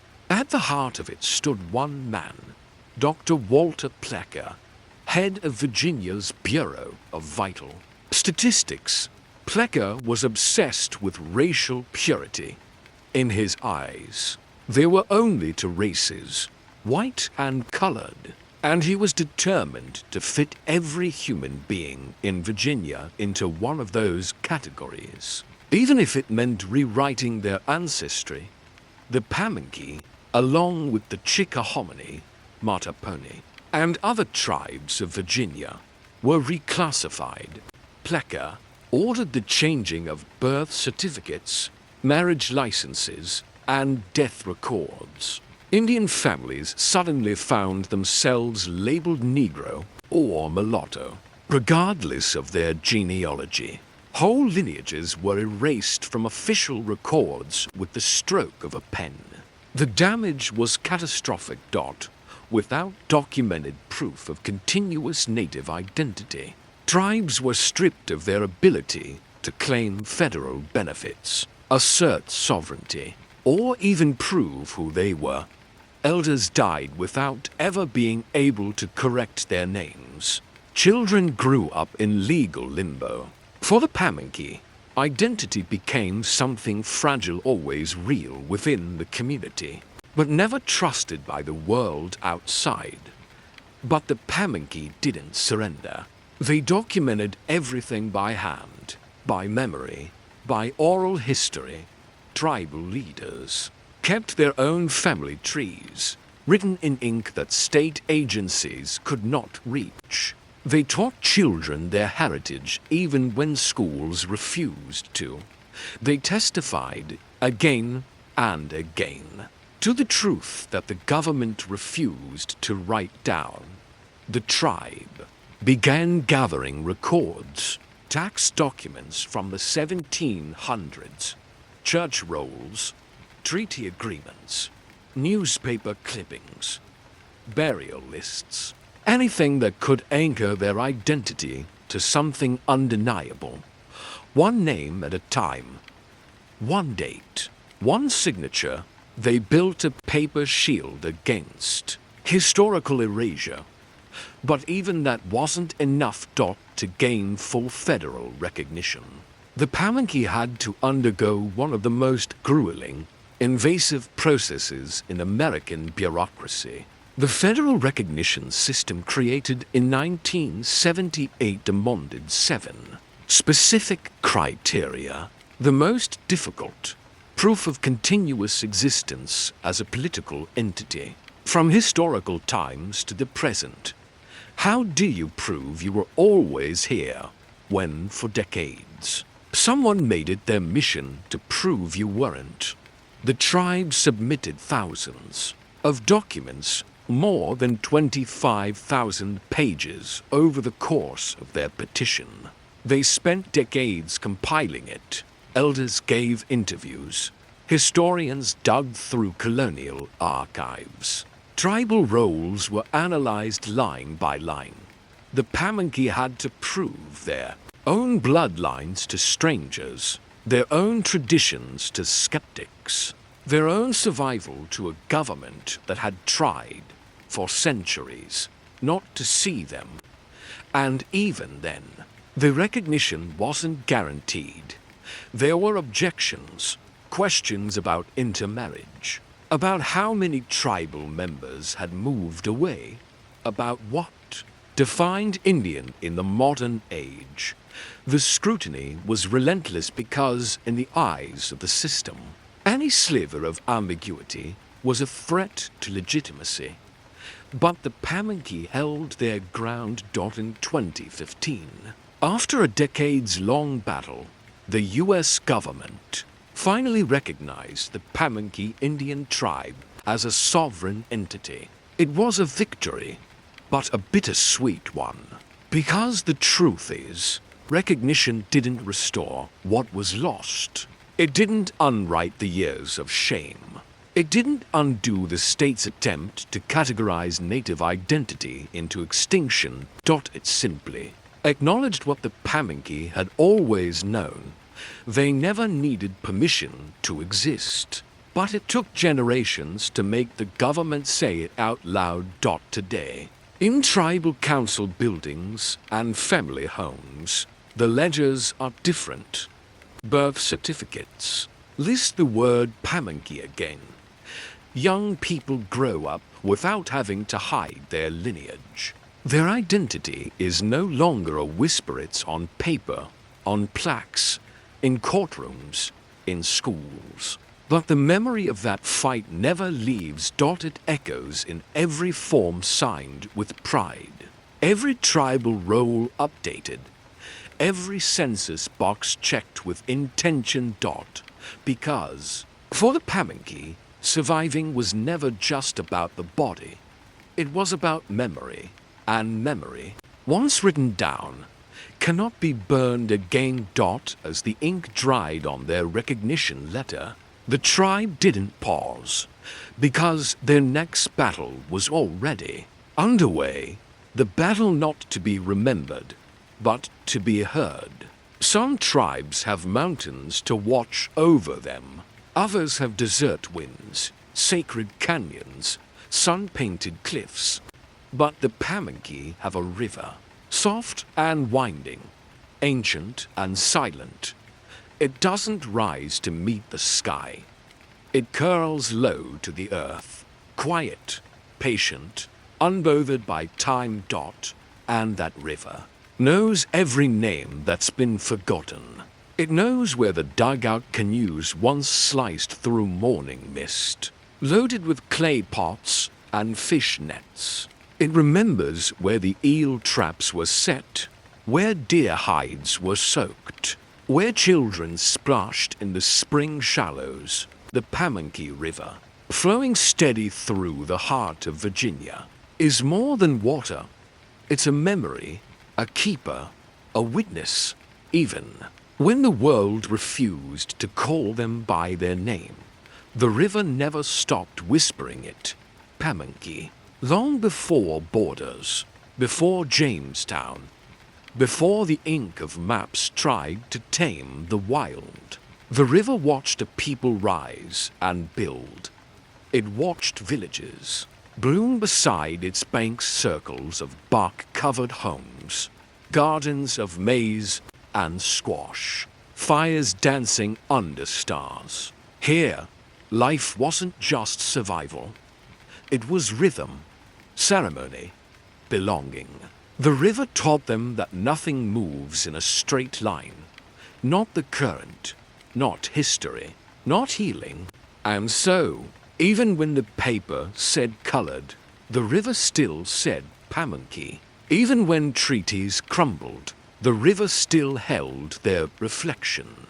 There's a story passed down among tribal elders about how the river carries voices, how if you sit by it at dusk, very still, you can hear names in the water, names that don't appear in census records, names that Plecker tried to erase, names that never saw a courtroom, never touched recognition letters, but they lived, and the river carries them still, because memory isn't just a human thing. It's in the land. The Pamunkey people buried their loved ones near the banks, not out of convenience, but respect, because to rest by the river was to remain in the circle of life. The river would remember, would carry their name to the next season, would whisper it in reeds and ripple it into the skin of the wind. Even today, you can walk the edge of the reservation and see it, the river glinting like a string of memory, canoes still gliding, boys still fishing, grandmothers still teaching children how to listen, how to hear what's underneath the sound of water, because when your name has been forgotten by the state, you learn to root it somewhere deeper, not in paperwork, but in the current, in mud and bone, in the language of the land itself. Federal recognition changed a lot. It gave the tribe protections, funding, a louder voice. But what it could never give, what it never needed to give, was a sense of place. The Pamunkey never lost that, because they never left the river. Through colonization, wars, betrayal, and bureaucratic extinction, they stayed, not as an act of defiance, but as an act of love. And the river, in return, stayed to dot. It saw the invasion of Jamestown, the rising smoke of conflict, the collapse of the Powhatan Confederacy. It saw Cockakeesk's struggle, the shame of hollow survivals, the fight to reclaim identity on government paper. It saw mothers teaching children their names even when classrooms taught them to forget. The river watched it all and never judged. Now, when Pamunkey youth walk beside the water, they walk into worlds. They carry iPhones in their pockets and ancestral names in their hearts. They code apps in the city and paddle home in the evening. They are both the future and the return. And when they speak their name Pamunkey, they do it with the knowing that somewhere their voice echoes on the tide. This river has outlived kings, outlived governors and racists and census takers, outlived every law that said that Pamunkey didn't exist. And still it flows, sometimes soft and golden, sometimes thick and brown after rain, but always moving, like a story told again and again, each time with more truth than the last. The Pamunkey people understand what that means. That to be remembered by the river is better than being recorded in a ledger, because rivers don't lie. and rivers don't forget. So when you visit the reservation today, don't just look at the buildings, or the flags, or the casino headlines. Look at the water. Listen closely. You'll hear something older than government and deeper than identity debates. You'll hear survival not as suffering but as song. Because the river knows their names. All of them. The lost, the erased, the bold, the quiet, the unborn. And it will carry those names into the next current. A lump of earth. That's all it is. At first glance, just a cold, heavy clump of tidewater clay pulled from the banks of the Pamunkey River. It crumbles if to dry, smears if to wet. But in the hands of a Pamunkey woman, it becomes something else entirely. Not just a pot, not just a bowl. It becomes memory, inheritance, prayer. Because clay remembers what hands forget for generations. The Pamunkey women have passed down the ancient art of pottery not with textbooks or degrees, but through observation, muscle, and rhythm. A girl watches her mother dig the clay, add crushed shells for strength, then begin to mold it slowly, methodically. No wheel, no factory molds, just fingers, patience, and tradition baked into the wrist. Each pot is unique. Some bulge at the middle, like river gourds. Some taper at the neck like herons. Some are tall, dignified, quiet. Others are playful, etched with fishbone marks or zigzag lines passed down from grandmothers who spoke only Algonquian. No two are the same, but all of them speak the same language, the language of continuity, long before European contact. Pamunkey. Women shaped their identity through this craft. Pottery wasn't just functional, it was sacred, used in rituals, burial offerings, seasonal feasts. It stored corn, carried water, and honored the dead. And just like the river, it endured. While languages were silenced, while names were struck from ledgers, the clay remained. And it kept speaking, even as colonists arrived with tin and iron, even as trade brought metal pots and new goods. The Pamunkey didn't abandon their art. They adapted.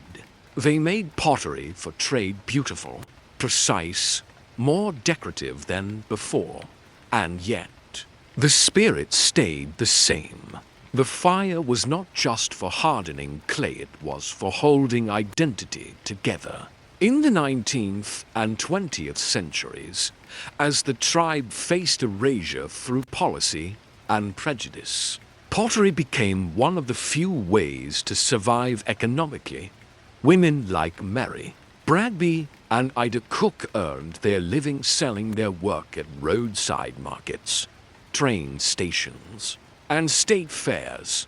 Tourists may have seen just quaint souvenirs, but inside every groove was survival, resistance.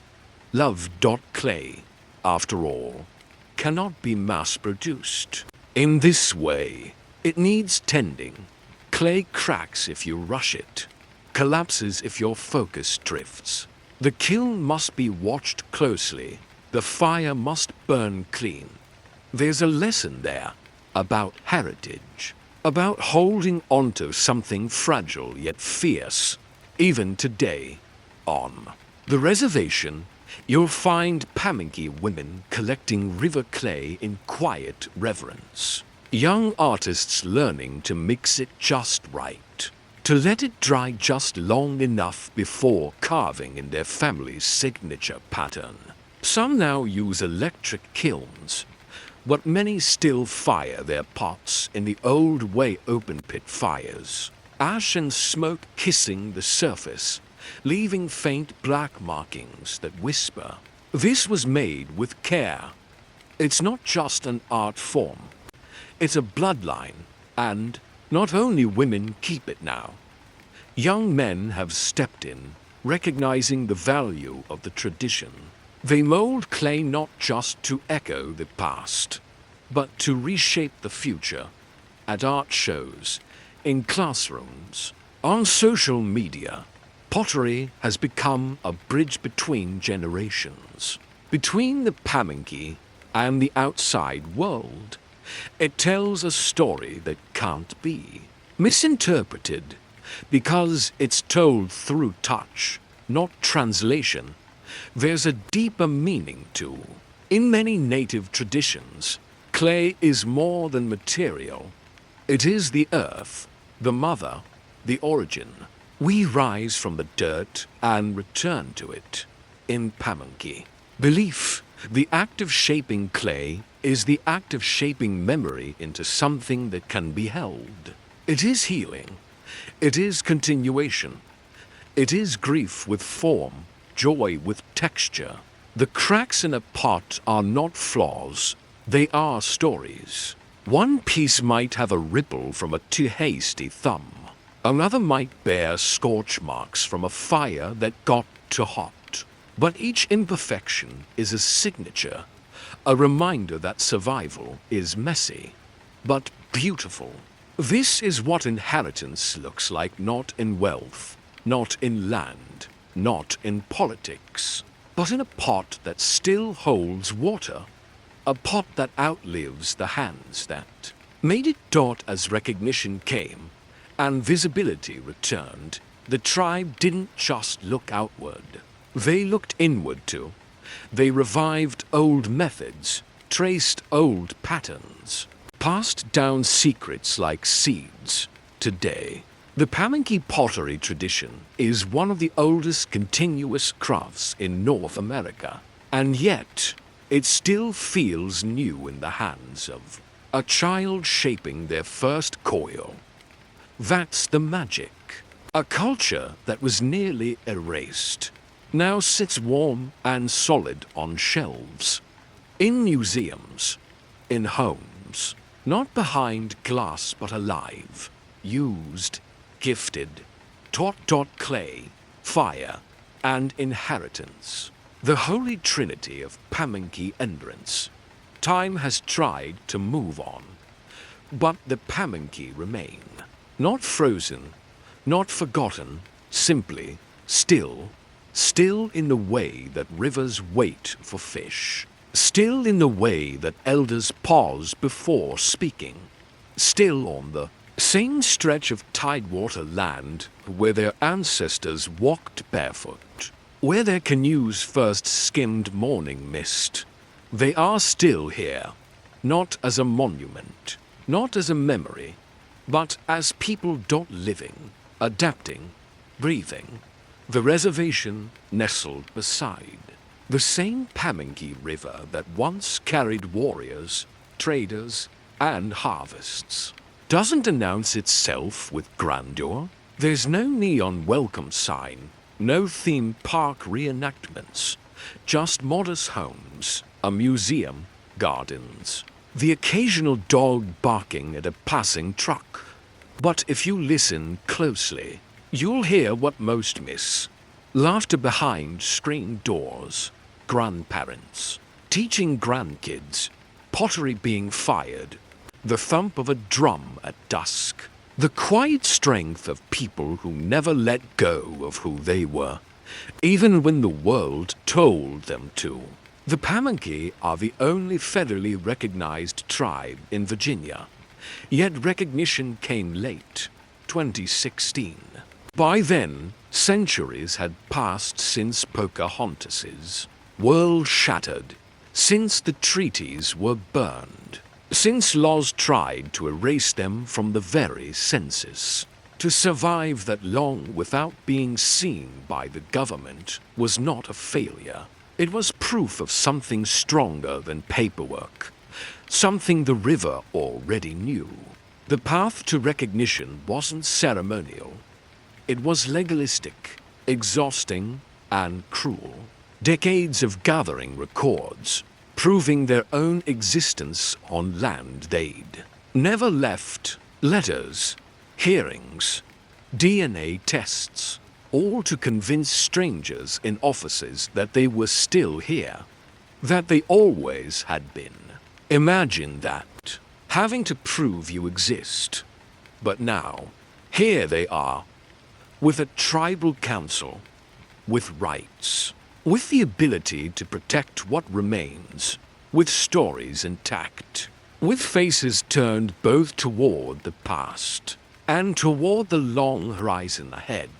The children on the reservation grow up knowing they belong to something, not a category, not a museum, a living community. They play video games and scroll their phones like anyone else. But they also fish the river, learn the stories, shape clay, dance, ask questions. What does it mean to be Pamunkey now? The answer is complex. There is no single look, no single job. Some tribe members live off reservation in cities. Some teach. Some serve in the military. Some come home only for ceremonies. But they all carry a connection, a name that wasn't lost, a shore that still waits. Because being Pamunkey isn't just about blood or history. It's about responsibility, about carrying forward something precious, fragile, and resilient. They are still here, and they are watching as the riverbanks shift, watching as fishing rights get challenged, watching as economic opportunities rise, then disappear again, watching as casinos and promises knock on the door of sovereignty. The tribe moves carefully, not clinging to the past, but refusing to sell the future. Their strength lies not in big declarations, but in quiet continuity. It's in the way ceremonies still happen, even when no one is filming. It's in the way elders are honored, even if their names don't appear in headlines. It's in the way children grow up seeing themselves reflected, not just in mirrors, but in land, story, and fire, still on. The shore dot, it's not a phrase of waiting. It's a phrase of choosing. Because the Pamunkey chose not to disappear into history, chose not to scatter, chose not to abandon the river, the clay, the bones buried in soft earth. Others left, others were forced. But this tribe remained rooted, and in doing so, they offer a different kind of American story. One not about conquest or nostalgia, but about endurance with dignity. There's a strength in stillness, in not needing to shout, in knowing your name even if the world forgets, to ask for it dot, and now, for the first time in centuries, they're not just surviving. They're shaping dot plans for a fish hatchery, expanding education programs, youth exchanges with other tribes, language classes, environmental projects, not grand, not loud, but real, growing from the same soil that once held the Powhatan Confederacy's heart. The Pamunkey Shore is not just a place, it is a symbol, a grounding, a vow, that whatever comes next, they'll face it the same way they've always done, rooted, watchful, and fiercely present. And as the sun sets once again over the river, casting amber light across the tide, we see their silhouettes, strong, quiet, unmistakable, still on the shore, still shaping the story, still walking toward a future no one else can define. From that shore, we now turn to the final truth, not one that ends the story, but the one that carries it forward, a truth that lives not in the past, but in every child who asks, what does it mean to belong? And every elder who answers, it means remembering who you are and never leaving your name behind. They called us vanished, faded, ghosts wandering ruins of memory. But the truth is we never left. Not the land, not the language, not the river. We were here when the first English feet stumbled ashore. When the settlers built fences we didn't ask for. When our names were scrubbed from ledgers and replaced with blanks. When the world turned our living story into a footnote, still we stood. This final truth is not one of mourning, it's one of breath, of pulse, of steady, relentless presence. For every treaty broken, a song survived. For every burned village, a baby was born. For every whisper of extinction, a pot was shaped. A net was cast, a name was spoken again. The Pamunkey did not survive by accident. They endured by intention. Through the invisible labor of mothers, the fierce love of elders, the stubborn defiance of tradition, they stayed when it was easier to disappear. They held on to their land when selling would have meant comfort. They said no to vanishing. They buried their dead, not their culture. What makes the Pamunkey story different isn't just how long they've been here. It's how fully they've lived through every storm. Colonial war, forced Christianization, legal erasure, the Racial Integrity Act that labeled them colored instead of native. As if ink could rewrite blood. Every generation faced a new kind of silence, and every generation answered it with memory. There's something holy in that dot today. The Pamunkey name stands not because someone gave it back, but because it was never surrendered. The federal recognition of 2016 was a restoration, not a gift, a correction, a late rival to the truth the river always knew. The Pamunkey were never gone. The country just forgot how to look. Walk the reservation roads now, and you'll hear both English and echoes of Algonquian. See a teenager texting while wearing handmade beadwork. Watch a child help their grandfather check a fishing trap the same way it's been done for centuries. The past and future are braided here. Uneven, complicated, sacred dot, and beyond the reservation. In classrooms, courtrooms, art galleries, and voting booths, Pamunkey voices grow louder. Not angry, not bitter, just sure. Sure of who they are, sure of what they carry, sure of what they will not lose. They are artists, activists, elders, parents, soldiers, students, leaders, survivors, not stuck in the past, but woven into it, grounded by it, strengthened because of it.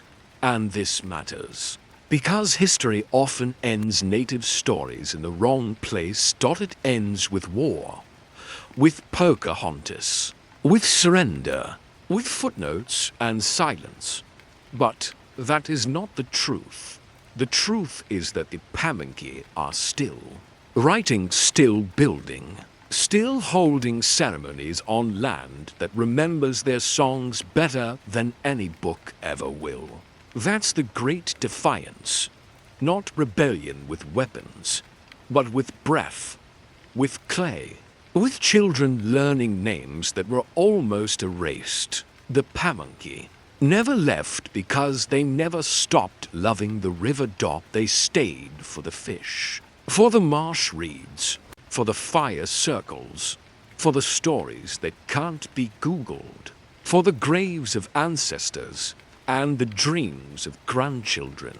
They stayed because Someone had to remember what was real when everything else tried to lie dot, and now they rise. Not as a resurrection, but as a continuation dot. They rise with every pot fired, with every canoe shaped, with every lawsuit won, with every baby named. They rise in silence and in song. They rise in the way only those who've been doubted can rise, calmly, clearly, fully, because if this documentary has taught anything, it's this. They are not relics. They are not echoes. They are not a people that once was. They are a people who is dot, and in this last breath of the story, we understand the power of their most radical truth. We never left. We never left the river. We never left the circle. We never left the clay, the fire, the names. We never left each other. And we never will. The tide rises. The wind shifts. The story continues. The Pamunkey stand not at the end, but at the beginning of the next 100 years, still watching, still shaping, still naming. And for the first time in a long time, the world is finally listening.